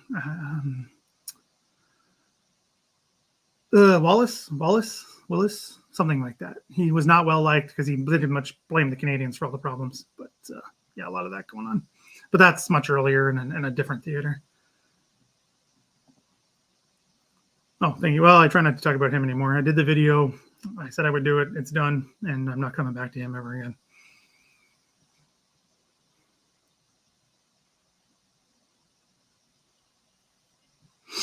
Yeah, I mean, it's talked about a lot, and I think that's some of the reason why the contributions in the Second World War are not as discussed, or they were held up to that Canadian Corps standard, which I think technically never loses. Technically, I don't think so. Depending on how you count a loss in the First World War, Second they fall back a little bit, but they hold the line. Mount Sorel, they gain it back. And then after that, they don't lose. They only advance forward after that. Huge number of casualties, but they keep moving forward. Whereas Canada starts off in the Second World War with two major losses, right? Hong Kong and then Dieppe 7 months later, or whatever it is, 6, 7 months. It was a shock to the system because Canada doesn't lose, right? So I think that's a huge part of it. It's hard to prove this one without really getting into letters from everybody across the country. But there's a lot of that going on. And you see in some of the letters and stuff of these guys who feel like a lot of them have to take over the roles of their father, right? A lot of them are children of First World War vets, or at least an uncle, or all that kind of, or even their neighbors, their teachers, the coaches, their whatever, were vets. So it was a massive amount of vets just because there's, almost 400,000 Canadians in uniform out of a country of 8 million. So that's a lot of people across the country. So they're going to be affecting people's lives and impacting others' lives for decades after, and even past that. So I think there's a lot of that. They felt like they had this role to fill. They thought the job wasn't done. And I've seen this a few places, right? You hear about the First World War and Second World War connected. They felt like the job was not done. It was the same job. They just didn't finish it. And this time they were going to finish it, and finish it. They did. So it's an interesting way. I think that's definitely part of it. And you're definitely onto something there, Iain.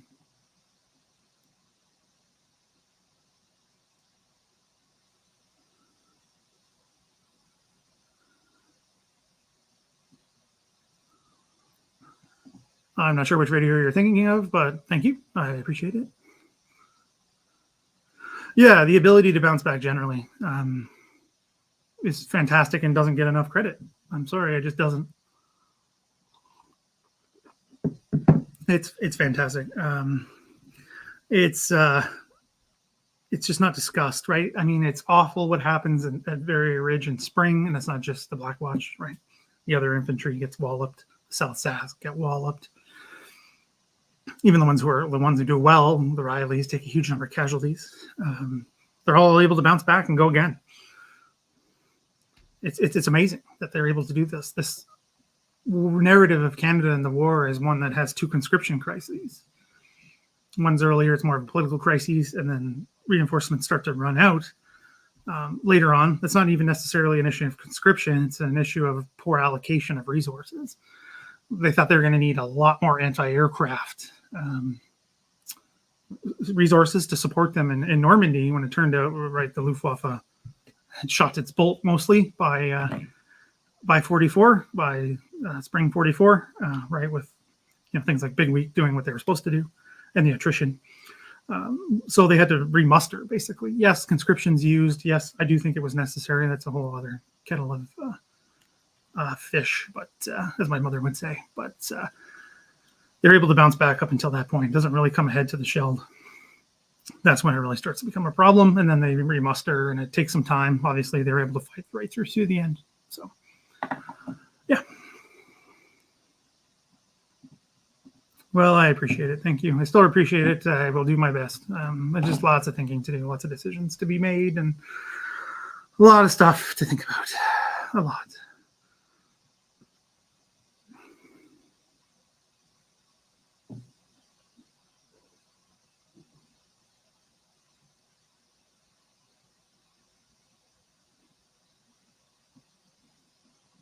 Yeah, I mean, that's not something I do. I could. I mean, maybe, but I don't know. There's a lot of movies out there. Yeah, I mean, there's Fighting on Film does that. I don't want to, and they're good guys, so I don't want to take their thunder, especially when they're doing so well. So I don't want to take their thunder away from them.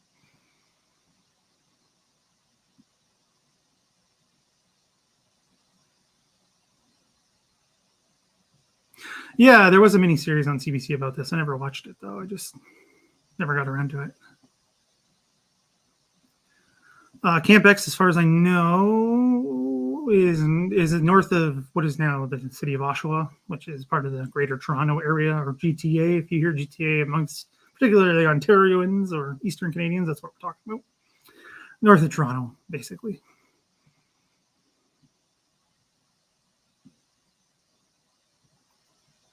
Yes, the mattress thingy, or well, Norma's gone, but hold on, sorry, we're flipped the Norma invention there. Yeah, Cedric Wallace, that's it. And then, yeah, Maltby's the commander overall. See, this stuff comes back eventually. Just need to shake it out a little bit. Falls loose.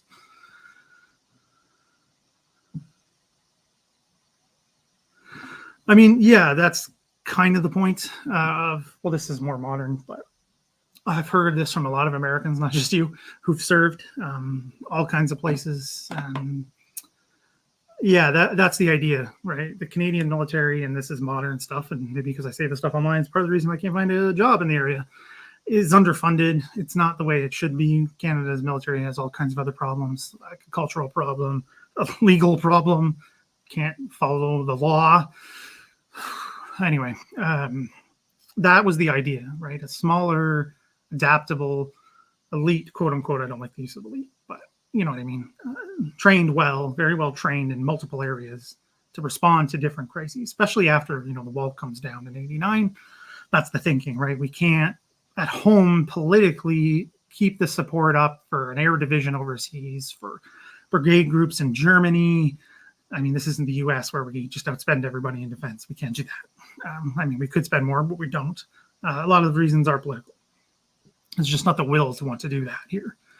Taxes is a huge issue here. Anytime anything gets spent money on, you can see it today. They're going after the prime minister for staying at hotels, and it's a Holiday Inn, I believe, in Sudbury of all places, which, sounds like luxury to me. Anytime any money gets spent, people get up in arms about it. So the Canadian military has had to work with what they have. There's a lot of good people in it who are trying to do their best with what they have. They get sidetracked by a lot of things that don't matter, but that's just a civilian's opinion, and I could be very wrong. But it's an issue that Canada has, and I think it's going to come to a head sooner rather than later. But what else is new in Canadian military history? Every time we go into a major war, we are not prepared. That's how it's always been.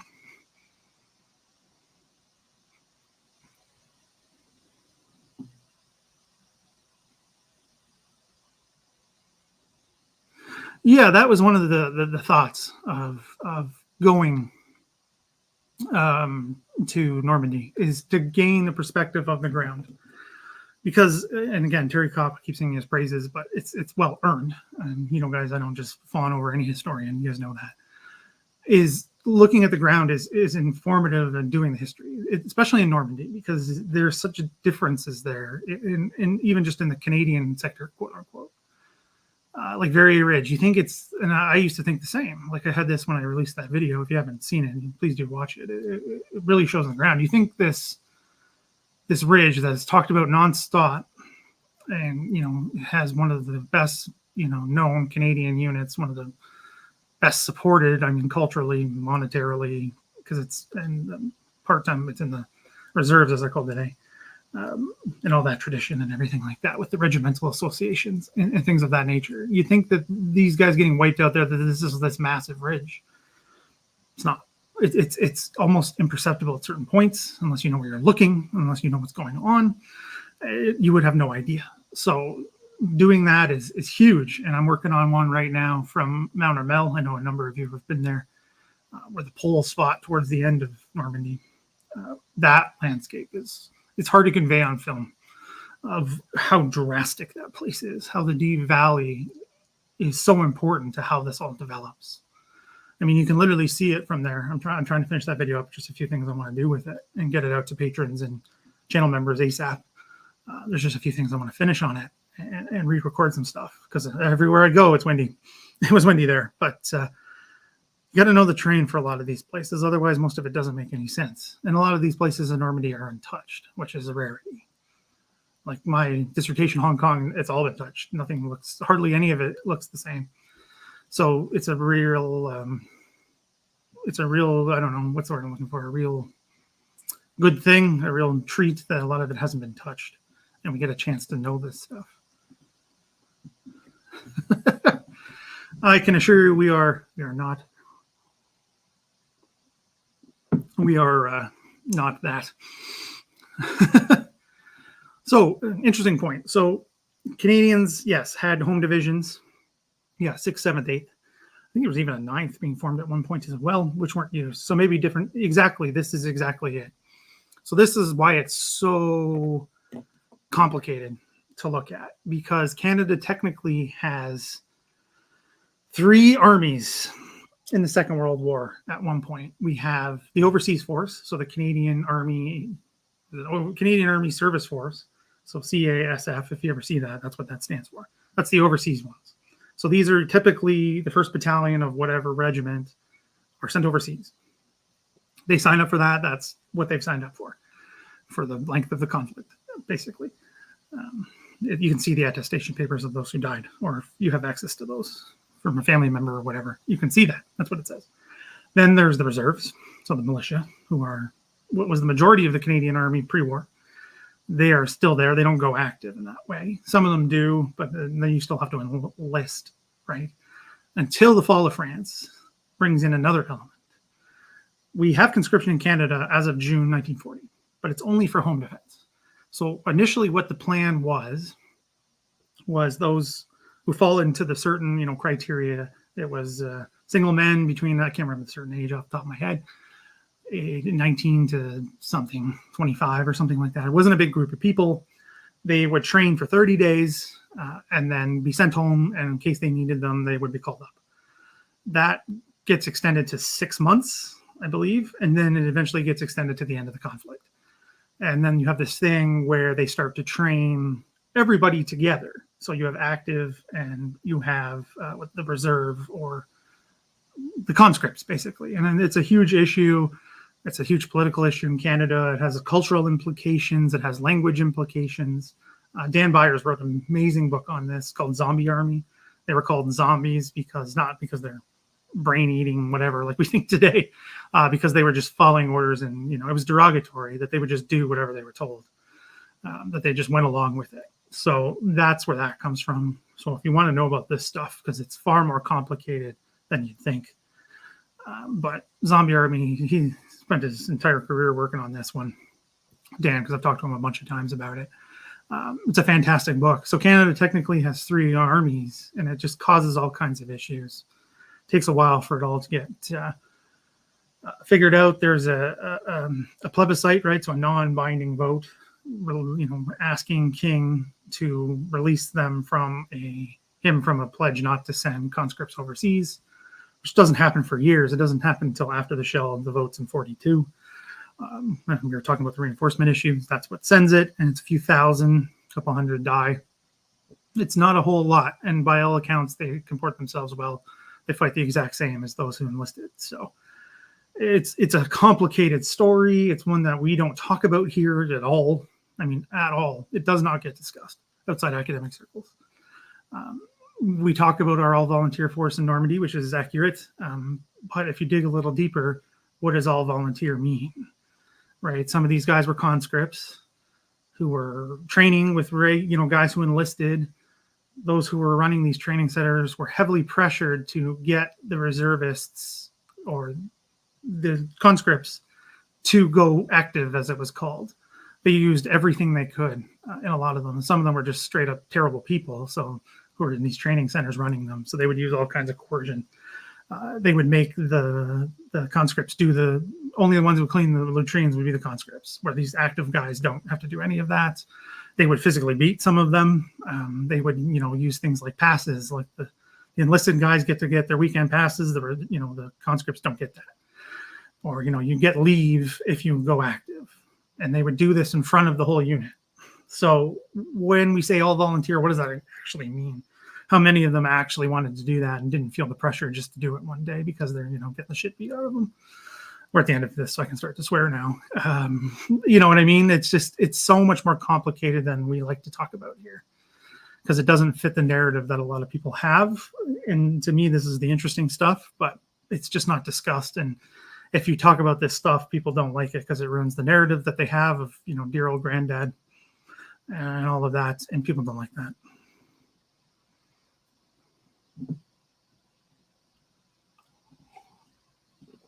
Yes.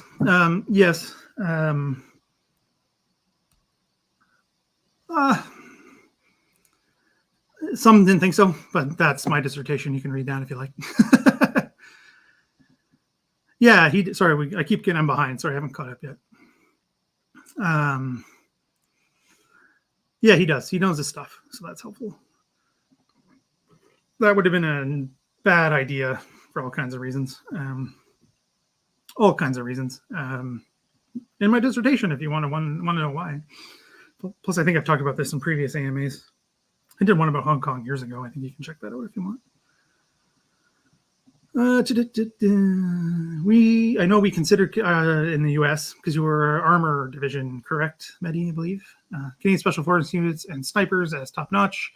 Canadian tankers were renowned for their gunnery skills, which they practice a lot. Yeah, because they had to practice that a lot because of the equipment.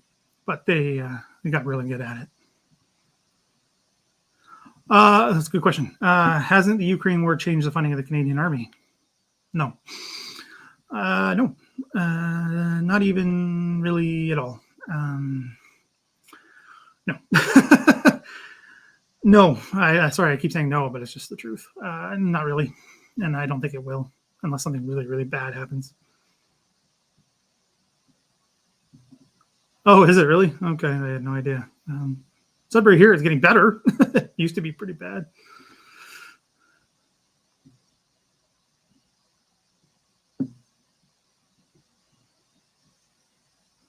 So also something I forgot about the domestic duties, you just reminded me, is Great Dominion inadvertently, is what domestic meant. That kept getting changed. Initially, it was home defense, so that just meant Canada. It was expanded to North America. Vaguely defined. Conscripts were sent to the Aleutians. And I talked about this. I did a video or a live stream. I did a video on it and a live stream on a Kiska with Ivan Soto, because he's done lots of digging into Kiska. Canadian conscripts were sent to Kiska. They were going to be the beach group, part of the regimental combat teams, because the Canadians in Kiska went along the American lines of organization. They didn't use the British system; they used the American system. So they were going to use the regiment to Hull, which was mostly conscripts, as a beach group on the beaches of Kiska after the initial forces landed. So had the Japanese been there, they would have been in the line of fire. Particularly how that defense was organized, because we know, because they abandoned it. We saw how everything was set up. They would have been in the line of fire. So Canadian conscripts would have been killed, more than likely, on home defense on an island on the other side of the international date line. What does that do to Canadian domestic politics? We'll never know, but it would have been messy. And they went to Greenland and Iceland and things like that too. A handful of them, if I'm remembering correctly.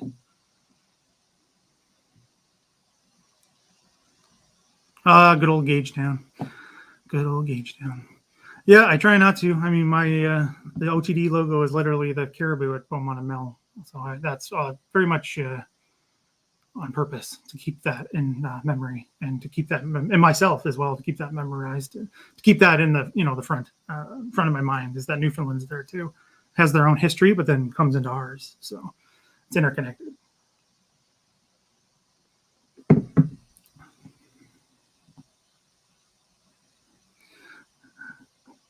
Are you guys speaking Latin? I don't speak Latin. Yeah, same idea. Same idea in Canada. Oh yeah, Gagetown's massive. It's not even, I don't even think it's the biggest, if I'm remembering correctly. That's a good question, Iain. Recruitment procedures. I think they're volunteer only in the Second World War, if I'm remembering correctly. First World War, they had conscription, actually. There's actually video of them doing it. It's wild. Because I taught a course on First World War, and I included Newfoundland, because I think I did all the dominions at the time. So Australia, New Zealand, and South Africa. And there was footage of the Newfoundland draft process. It was complicated, but they did it. And yeah, it was wild. I don't know where I found that. Maybe I can find it again, but it was crazy to see. Yes, that's a good point. That was not done for reinforcement reasons because of numbers, though, if that makes sense. That was always the plan. The plan was to do it even before D-Day, before the 6th. Except they needed them in Italy because all those resources had already been taken out from Italy anyway for the landings and Dragoon, right, which 80th anniversary was yesterday of the launch of Dragoon. That was always the plan. The plan was always to have 1st Canadian Army be Canadian. That was not the plan to have it as a multinational army. It had political reasons to be a 1st Canadian Army, a lot to do with what you discussed with the Canadian Corps having that reputation. And King went along with it, and we've talked about this a lot, and how he was not a big fan of anything military at all because it would lead to casualties. Casualties would lead to conscription. Conscription would lead to him losing Quebec. And this is my personal opinion based on research, though, is that King held on to power because it was the only thing he ever had in his life after his mother died. He had no other family, really. He had siblings, but they weren't that close based on the letters I've read. So he wanted to cling to power because it's all he had in his life. So yeah, that was the plan, was to give Canada this presence as an army, right? Have Canada prominently displayed as part of the name. Yes, this is also PR elements to this. So it was to have 1st Division fight in Italy for an undetermined amount of time, but not for the entire conflict. 5th Armored gets set up. Armored Division is picked because it's less people to get killed. Same cycle. The plan was always to bring 1st back, to have the experience that they gained in Italy and spread it around to the other divisions, which sort of happens a little bit, not too much, mostly at the staff levels and things like that. But also have them come online later, and have 1st Canadian Army with the 2 armored divisions, especially.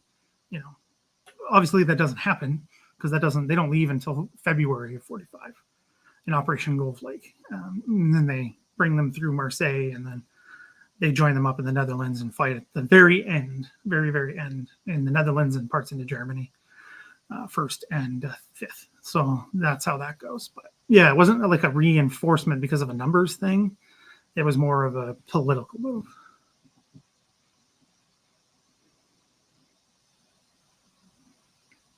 Yeah, and that's back to Newfoundland. It's mostly artillery. Yeah, as far as I can recall off the top of my head.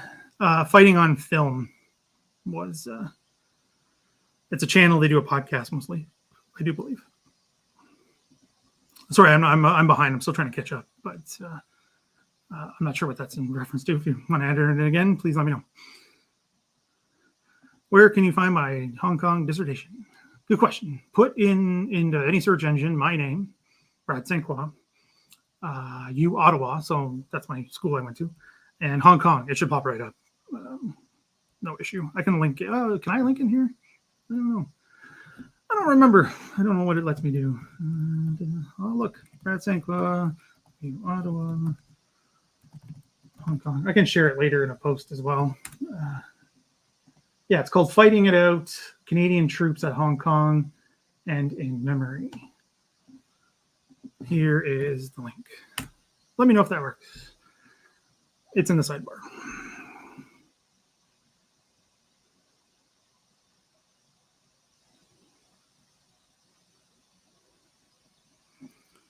Yeah, subpolar, I believe the Aleutians are. Part of Alaska. That chain that sticks out and goes all the way over the dateline.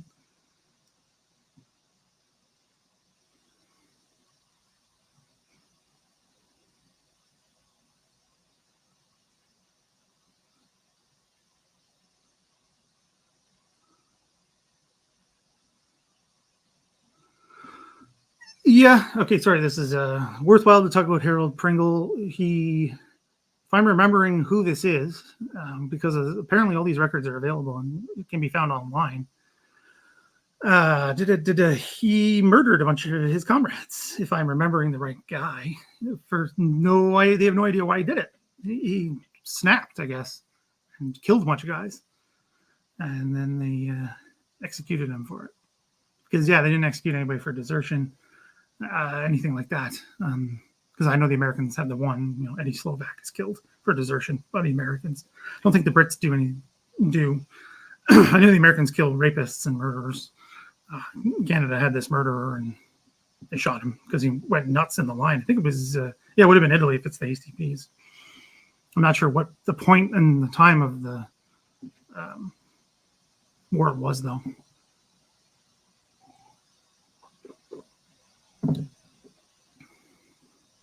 No, so Newfoundland doesn't join Canada. I mean, you probably already talked about this in the sidebar, but I'll go quickly. 49. So it's its own dominion from Statute of Westminster, basically. So that's 26 to 34, 33, when they basically run out of money. They can't pay their debts.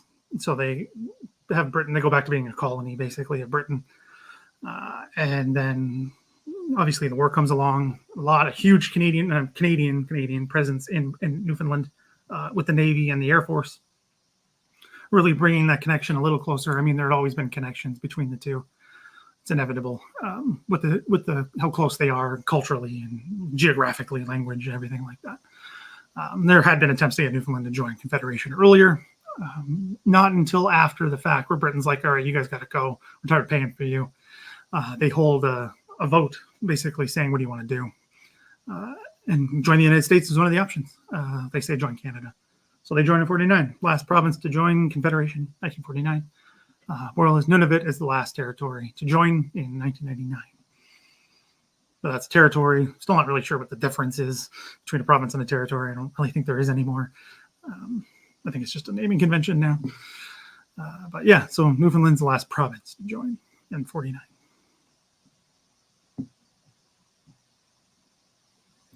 Yeah, sorry, going back to Gulf Lake. It's basically to reunite the two Canadian Corps, 1 and 2. Sorry, I'm just trying to catch up here.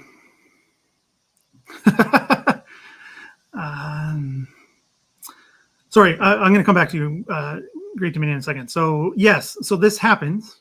So he's met with scoring visited troops in the UK. So what is lost in this? I'm not saying that PCA does this in his book because I haven't read it. Normally, when this story gets told, that's all it's said.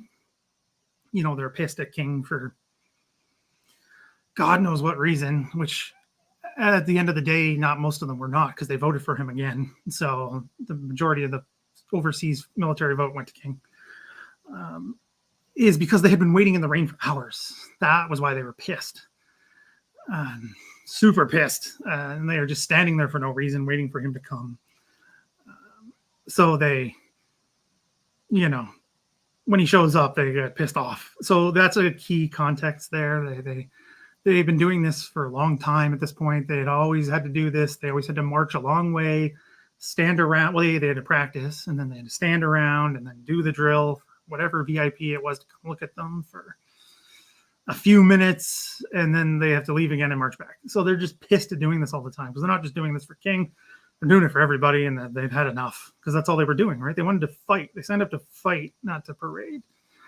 So there's a big part of that, and a good element of that as well. It's just satisfaction in general.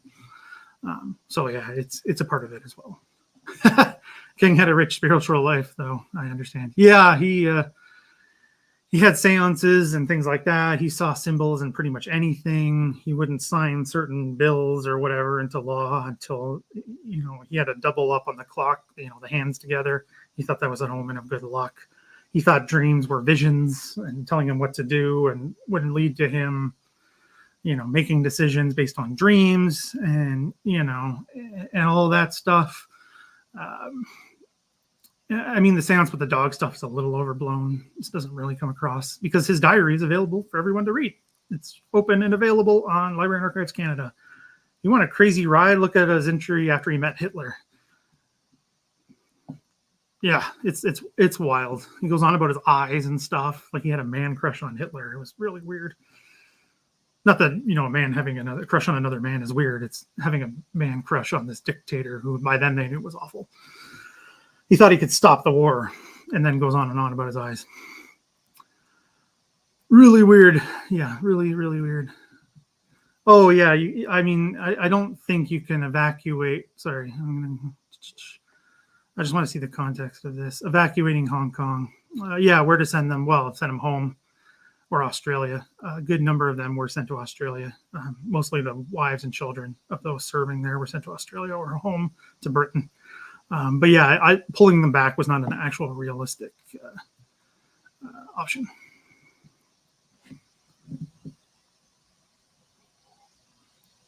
Only Air Force, Jim, question here, was used as a unit in North Africa and you know, part of the Desert Air Force.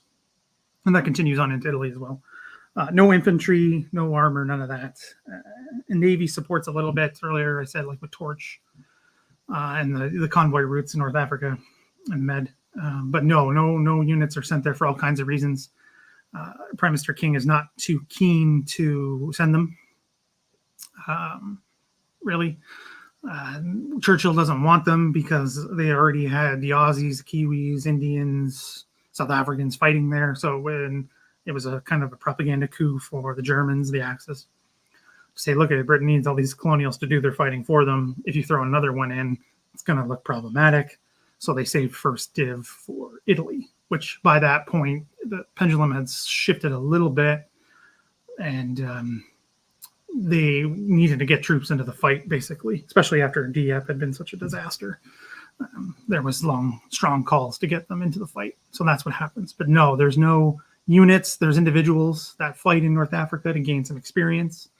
A few officers, a handful, some NCOs, a bunch, but nothing massive. No, like battalion gets sent there or anything like that.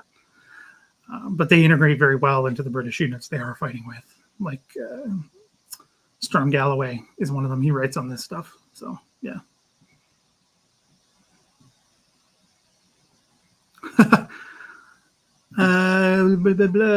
No, I did not know that. I mean, it doesn't surprise me. There's a bunch of St. Croix stuff in Normandy. I think that's where my last name comes from. As far as we know, we come from Normandy, the family. So that makes sense. It makes perfect sense. But yeah, I mean, it means Holy Cross, right? In French. So, I mean, there's a lot of St. Croix stuff everywhere. There's a river in Maine. There's a one out west here. There's an island in the Virgin Islands called that. It's all over. Yes, Camp X is on the waterfront. Right. Yeah, at the Whitby-Oshawa border, which I mentally cannot picture because to me the city is the same. It doesn't stop. Yeah, at the time it's much more rural though. At the time, because that's where they sent Grzinko too, right? Yeah, Igor Grzinko. You guys know that story. That's a wild one. He gets sent there with his family after they finally believe him that he had, basically stolen the intelligence from the Russians and defected because they didn't believe him at first. So they sent him there so the KGB couldn't kill him. Wild. Oh, really? Okay, yeah. There was most of the force was, POWs. Those who didn't die. Oh, good to know the link works. I can put it down low after as well. Yeah. Yeah, it's awful. My dissertation supervisor wrote his dissertation in a book on the Aleutians, and he got to go there as part of a documentary. And he said it was wild. Like it's just the weather is awful. Every account I've read of this place, of those guys who were stuck there for months, said it was awful, the worst place in the world. It's not even that much snow necessarily. It's just the wind and the constant moisture in the air. It's just there's a reason why so few people have lived there over history. It's just almost inhabitable to live in this place. Like it's terrible. It's not easy to get to anyway, even with modern technology. What if you do mockumentaries about famous fictional battles, Kelly's Hero, Saving Private Ryan? I don't know what that means, but interesting. That is very interesting. Maybe I can think about that. I think he did. Pringle, the guy who kills the other guy. I think so. I think that rings a bell. I mean, it would have been hard to not know that. Same battalion. I mean, it was big news on it when it happened, right? Because it was rare. It's not like that happened all the time. I think he did. But Moa wrote so much, it's hard to remember what and in what book. Yeah. You are welcome. He wasn't killed for desertion. He was killed for murder because he killed a guy or a bunch of guys. So not quite the same as Slovak, if I'm remembering the right guy. Newfoundland speech is kind of like all the accents of the British Isles run into a blender. Pretty much. It's hard to sometimes distinguish it from modern Irish accents. St. Pierre and Miquelon is still French, even though they identify a lot of ways as in like Quebec. They love hockey. I mean, not surprising because they get CBC. So, yeah. Because that's all King did. Yeah. Oh, yeah. So, yeah. Mike's already on it. Race Canada there about St. Pierre and Miquelon. Yeah. I mean, that was his point in going to Britain. He didn't even want to go. Churchill kind of talked him into it. So, he didn't really want to go there in the first place. So, yeah, he, of course, just talked politics. He was not a leader of men in that way. Definitely not. Yeah, I think everyone hated them. I don't know what's to like. Yeah, William Stevenson. I mean, Man Called Intrepid by also Stevenson. I forget his first name. They were not related. He gets his due in a lot of ways. It's not done up to, some other ones like the big, what's the word I'm trying to say here? The cloak and dagger stuff, the spy stuff, like mincemeat and things like that. What he did more, though, and this is still kind of controversial for all kinds of reasons, including current political climate in the United States, was do a lot to bring America on board with supporting the Allies.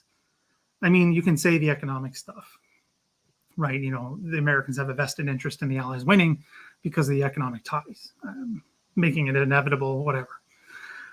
But there was still a lot of anti-war sentiment, even British sentiment in the United States, 39, 40, where Stevenson is, because he's working in New York, he's doing a lot to get Americans on board without kind of them knowing it. So that's hugely controversial.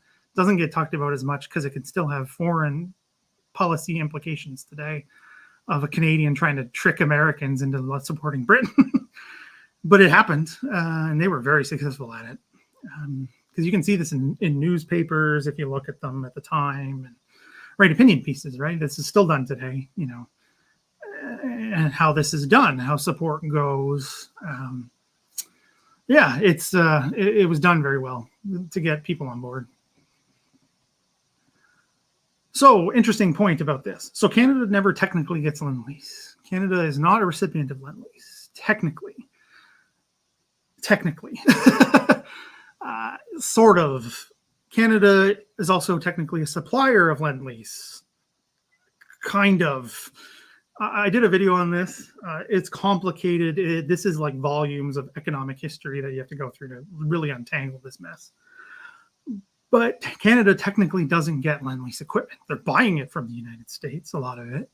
Like they use things like the Priest and M7s and stuff like that. But they are not getting Lend-Lease stuff. It's not how it worked. There's mutual aid. They're buying it basically. And there's, elements of that to help Britain with, dollars versus the pound and gold reserves and, silver and all that stuff. It's complicated. I'm not an economic historian, don't claim to be. But Canada's technically not getting Lend-Lease ever. British stuff that they want to crew with Canadians. The Nabob is a perfect example of that. It's HMS Nabob, but it's Canadian crew. Right, it's a crazy story. The thing gets torpedoed and limps its way back to Scotland. It's all Canadian crew, but it's never part of the Royal Canadian Navy because that's against the Lend-Lease rules. So things like that. So Canada technically never gets Lend-Lease, technically. And Canada is supplying Lend-Lease equipment to the Soviets, again, technically. It's a complicated, all kinds of agreements, and that spanned well before the United States even enters the war. Right, they're working together at the Joint Defense Board as of 1940. So complicated in ways that many people don't realize, and even as someone who does this, I can't untangle it all in my head. But similarities other than that, not much, to be honest. It's all Canadian. It's all based on the British system. Canadians go to British staff colleges at Cate and Camberley and all that stuff, and there's very little American influence on the Canadian military until after the war. It doesn't really come until after, like after Korea, things like that. Things start to change a little bit. But there's not very many similarities. Numbers are different. Ranks are different. Doctrine is different. The Canadian Army is British in the Second World War. There's no real way around it. They were better paid than the Brits, yes. But the Americans were the best paid. It's like Americans, Canadians, Brits. Yeah.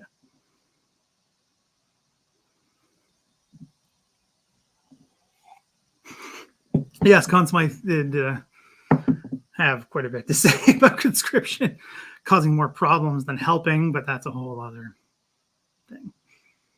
Yeah, Canlone is a fascinating program. I wish there's lots of Canlone graves in Normandy.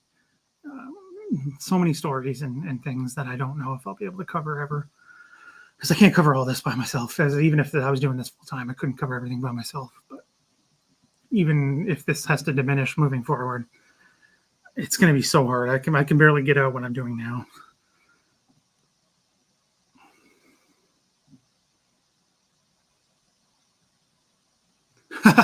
Yeah, I mean, Yeah, he's still controversial to this day for all kinds of reasons. He lied. What does he say? Don't let fat. What was his famous quote? Because he was more fiction than nonfiction ish, and he wrote a ton of memoirs, and they kept changing depending on where he was in his life. So, and then he made things up too about like he was supposed to be a conservationist, but then he would lie about things like that too, and like things like wolves were. Again, I'm not a naturalist or anything like that. I'm just pulling this out of my brain after talking for 2 hours straight, is like he misrepresented how wolves lived and what they did and their role in the ecosystem. So people are pissed at him for that because it led to a lot of wolves being killed and decimating ecosystems in Canada. And he did lots of lying and he was controversial for that. A lot of people didn't like him in the service because of how he presented himself afterwards. And he's a controversial figure for sure. And he talked a lot and he wrote a lot. And people love, trotting him out for stuff when he was still alive. Didn't pass all that long ago. Oh, okay, yeah. So maybe I'm thinking of somebody else. I'm sure this probably got answered in the sidebar, but that is the French spelling of Canada.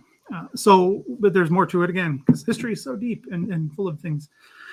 Because I am a Canadians fan. I don't think I have anything Canadians in my arm reach. I may have a Lego of Yuppie at my desk, actually. Hold on, we're getting deep and weird.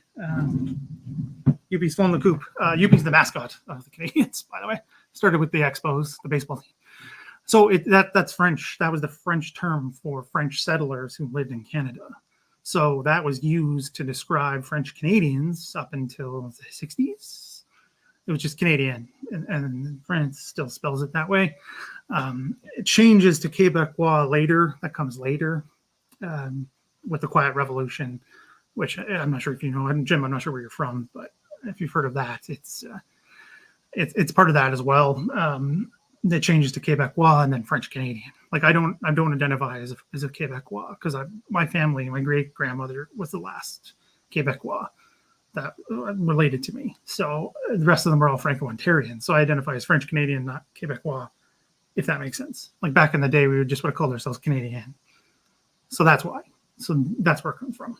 So it's now a marker of French Canadian identity, and it's not Quebec anymore. It's one of the few things we, outside the province of Quebec, have really that ties us together. It is the Montreal Canadian. Yeah, I mean, there's a lot of that. There's a lot of people who are said to be inspiration for James Bond, but Stevenson is one of them because he was known to Fleming, the author. See, even Andreas uses the French spelling of Canadians. Yes, some of them, yes. The vehicles, but then there's the famous Canadian pattern military vehicle as well, which is an adaptation. Things like that. But yes, and then the Valentines, but that's British tank being built in Canada for the Soviets. It's complicated, as economic stuff always is. Yeah, it's indirect. That's what I mean. So yes, they are technically getting Lend-Lease stuff. I mean, de facto, yes, but they're not getting direct. They're not getting Shermans from Willow Run or bombers from Willow Run or anything like that. It's not what's going on paper. There's negotiations and payments, and as far as I know, Canada paid all for its stuff right up and good to go through the whole war. I don't think there was any massive debts. I don't think. I could be wrong. Yeah, it's called. It's like funding the war. I was commissioned to make it. So it's about how Canada and the U.S. helped fund Britain. So like things like the $1 billion gift. If you want to look that up, it's pretty wild.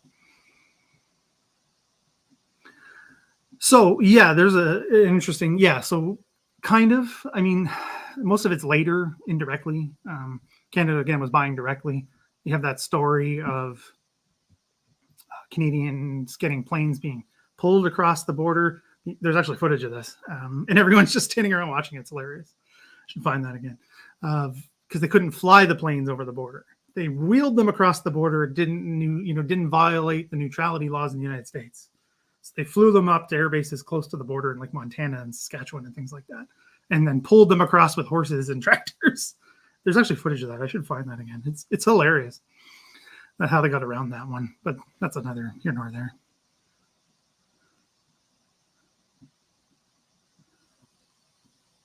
Yeah. Oh, sorry. I just talked about that one. It wasn't a secret, though. That's the crazy part. I got to find that footage. I mean, that's it's funny to watch because there's RCMP officers standing there watching this happen. They're filming it. Nobody cared because it wasn't against the law. It was fine. It's funny. See, this is an interesting one because you hear this. I hear it too. I've seen it as well as some political people saying this. Can't find like the smoking gun to say, hey, we need to delay to get more shipments across the border.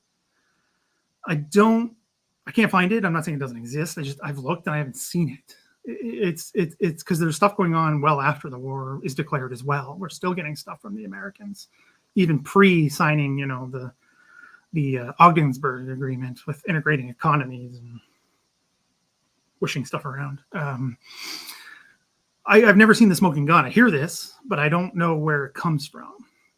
I'd love to be able to find that, though, because as far as I know, that is not the reason. The reason is all King, as far as I can tell, because he's the one who makes the decision.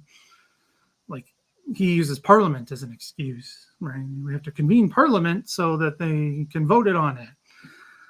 And we need to stand alone, blah, blah, blah. So I don't know. I mean, maybe, but I mean, if it is, it's a small part anyway, because Canada was so slow to rearm anyway, and it was a big mess, and it took forever even once the war got going anyway. So I don't think it really made that much of a difference to begin with. Yeah, he made stuff up. Yeah. So Officer Canlone, they all volunteered. They all volunteered for it. Yeah. Because they were all sitting around doing nothing, and that's not why they signed up, because you had to volunteer to be an officer to begin with, particularly at that point. There wasn't that much commissioning through the ranks yet.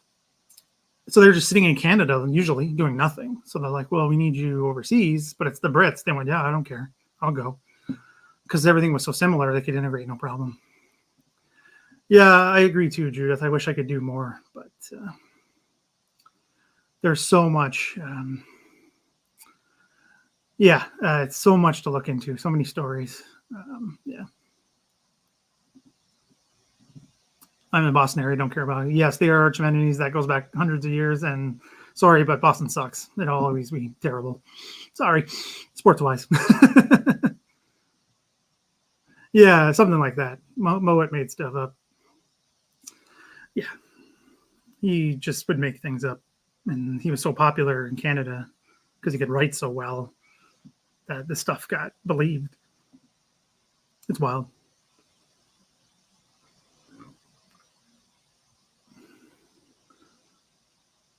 Yeah, that's why I say it gets said so much.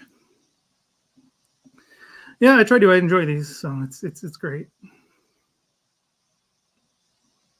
Yeah, well, the Canadian economy boomed after the war, right? They thought there was going to be a depression because, well, a recession, I guess, technically, saying, that was going to happen in 1919 because that's what happens after the First World War because they just stop war production right away, pretty much. So the economy goes into decline. They don't do that in the Second World War. They keep it going. And they also made the change from military production to consumer production. It handled it better. It was managed. So, you hear that thing, particularly it's said about the U.S., but it's done here too. Places like John Inglis and now Toronto, Toronto at the time, but Liberty Village today, which is hipster central. Neither here nor there. Making refrigerators next to machine guns. It's the same here. So they're doing both. This is managed. It's supported. And this is what Canada is able to do from that golden age in Canada, quote unquote. Not for everyone. There are still poor people, but it's wild what they were able to accomplish. And one thing that we have forgotten largely in this country, one of the many. Of course, I love doing this. So this is one of the things I love to be able to do. So hopefully this is stuff I can keep up. I don't know. Again, we'll see what the future brings.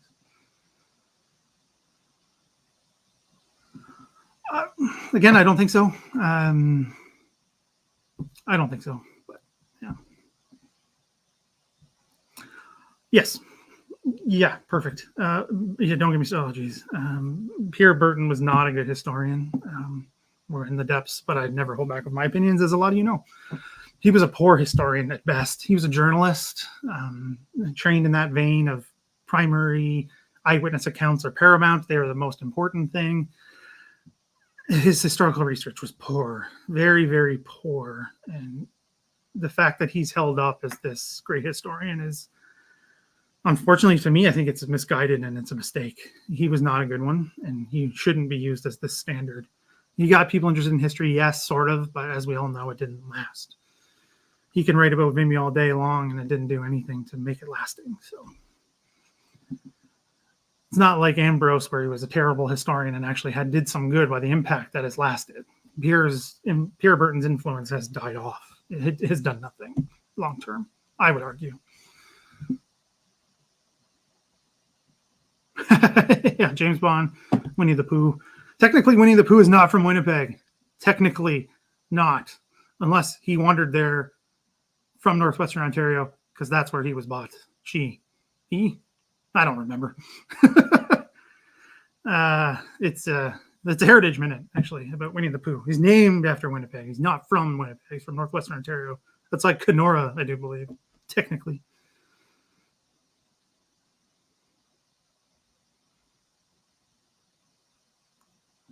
Sorry, which one? I don't know what you're talking about. The Panama Canal thing? I don't know the source. Direct me to it, and I'd be happy to look at it. As far as I know, he is, but I don't think the military stuff is. I don't know. Yeah, I don't know. I don't know if the American legislation on neutrality prevented transit of the Panama Canal. I don't know. I have to look into it. I don't know off the top of my head. As far as I know, it wasn't a major concern. I mean, yes, most of the British fleet had been moved where it needed to move anyway by 39. But, I mean, yes, and sometimes historians make mistakes. Everyone does it. It's not a bad thing. Every historian has made a mistake. I've done it. I've believed things in a secondary source I shouldn't have. It happens. It's not a big deal. We all make mistakes. Looks like I'm finally caught up. Well, they call it the Belle Epoque for a reason, right? Is it with rose-colored glasses? I don't know. Yeah. Yeah. Oh, yeah. Singer made stuff. All kinds of companies are making things. Like John Inglis was a appliance manufacturer. They made Brenz, Amio, all that kind of stuff, right? Well, GM made bombers. It's wild. Of who was doing anyone. It was on purpose, right? So, they wanted as much manufacturing as possible, like Britain, Canada, all the countries, all the allies. It was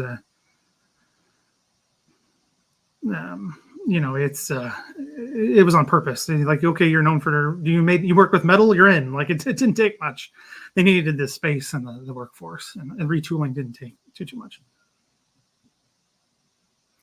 Yes, rat portage. We had Dave Grebstad on a bunch of times. We talked about rat portage because we talked about the 1870 expedition. Yeah, it was wild.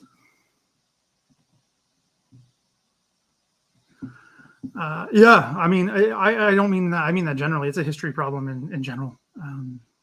Sources are treated as optional. I was coming across it just recently for a contract I was working on, research. It's all secondary sources, and none of them are cited. So where does that information come from? I don't know. I couldn't find it. There was no sources. They were all just quoting each other indirectly without even saying it. It is wild.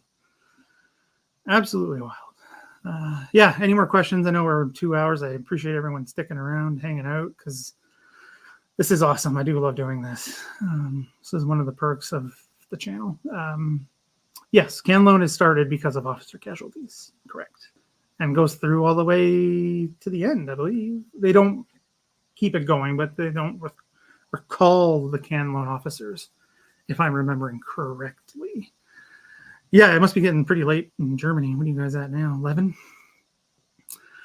Anyway, we can wrap it up, but if there's any more questions, fire away. It's only 4 o'clock my time, so I don't have to do anything for a bit yet. But yeah, so thanks for hanging out. Thanks for anyone who gave a super chat. I appreciate those. 10:15. Yeah, see, I'm terrible with these time zone things. Frank McGee. That name sounds familiar. Why is that name familiar? Yeah. No idea. I can't remember off the top of my head. Also been talking for 2 hours. My brain turns to mush after a while.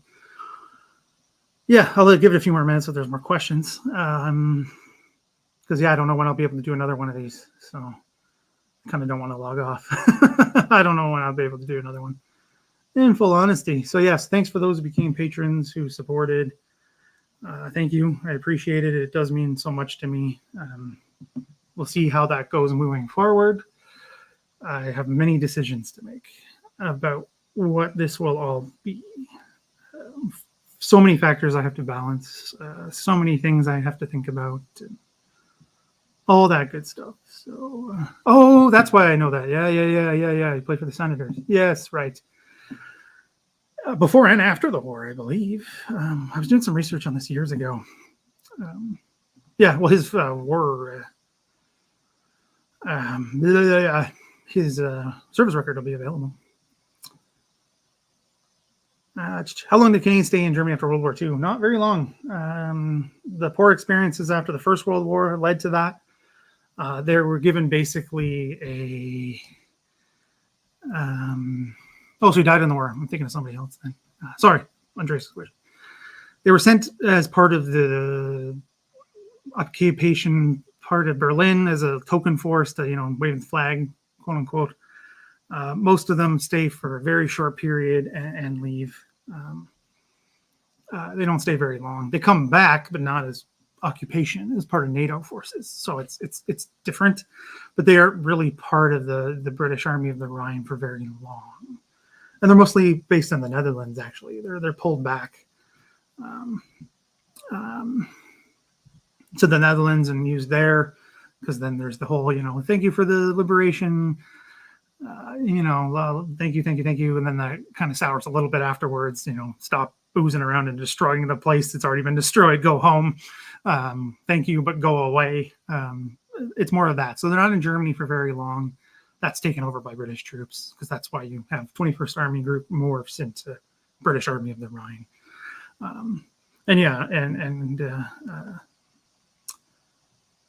Great Dominion is right. Not big on occupation forces. They had done it in the First World War, right? They had done it in Bonn and what's the other city on the Rhine? I forget. They're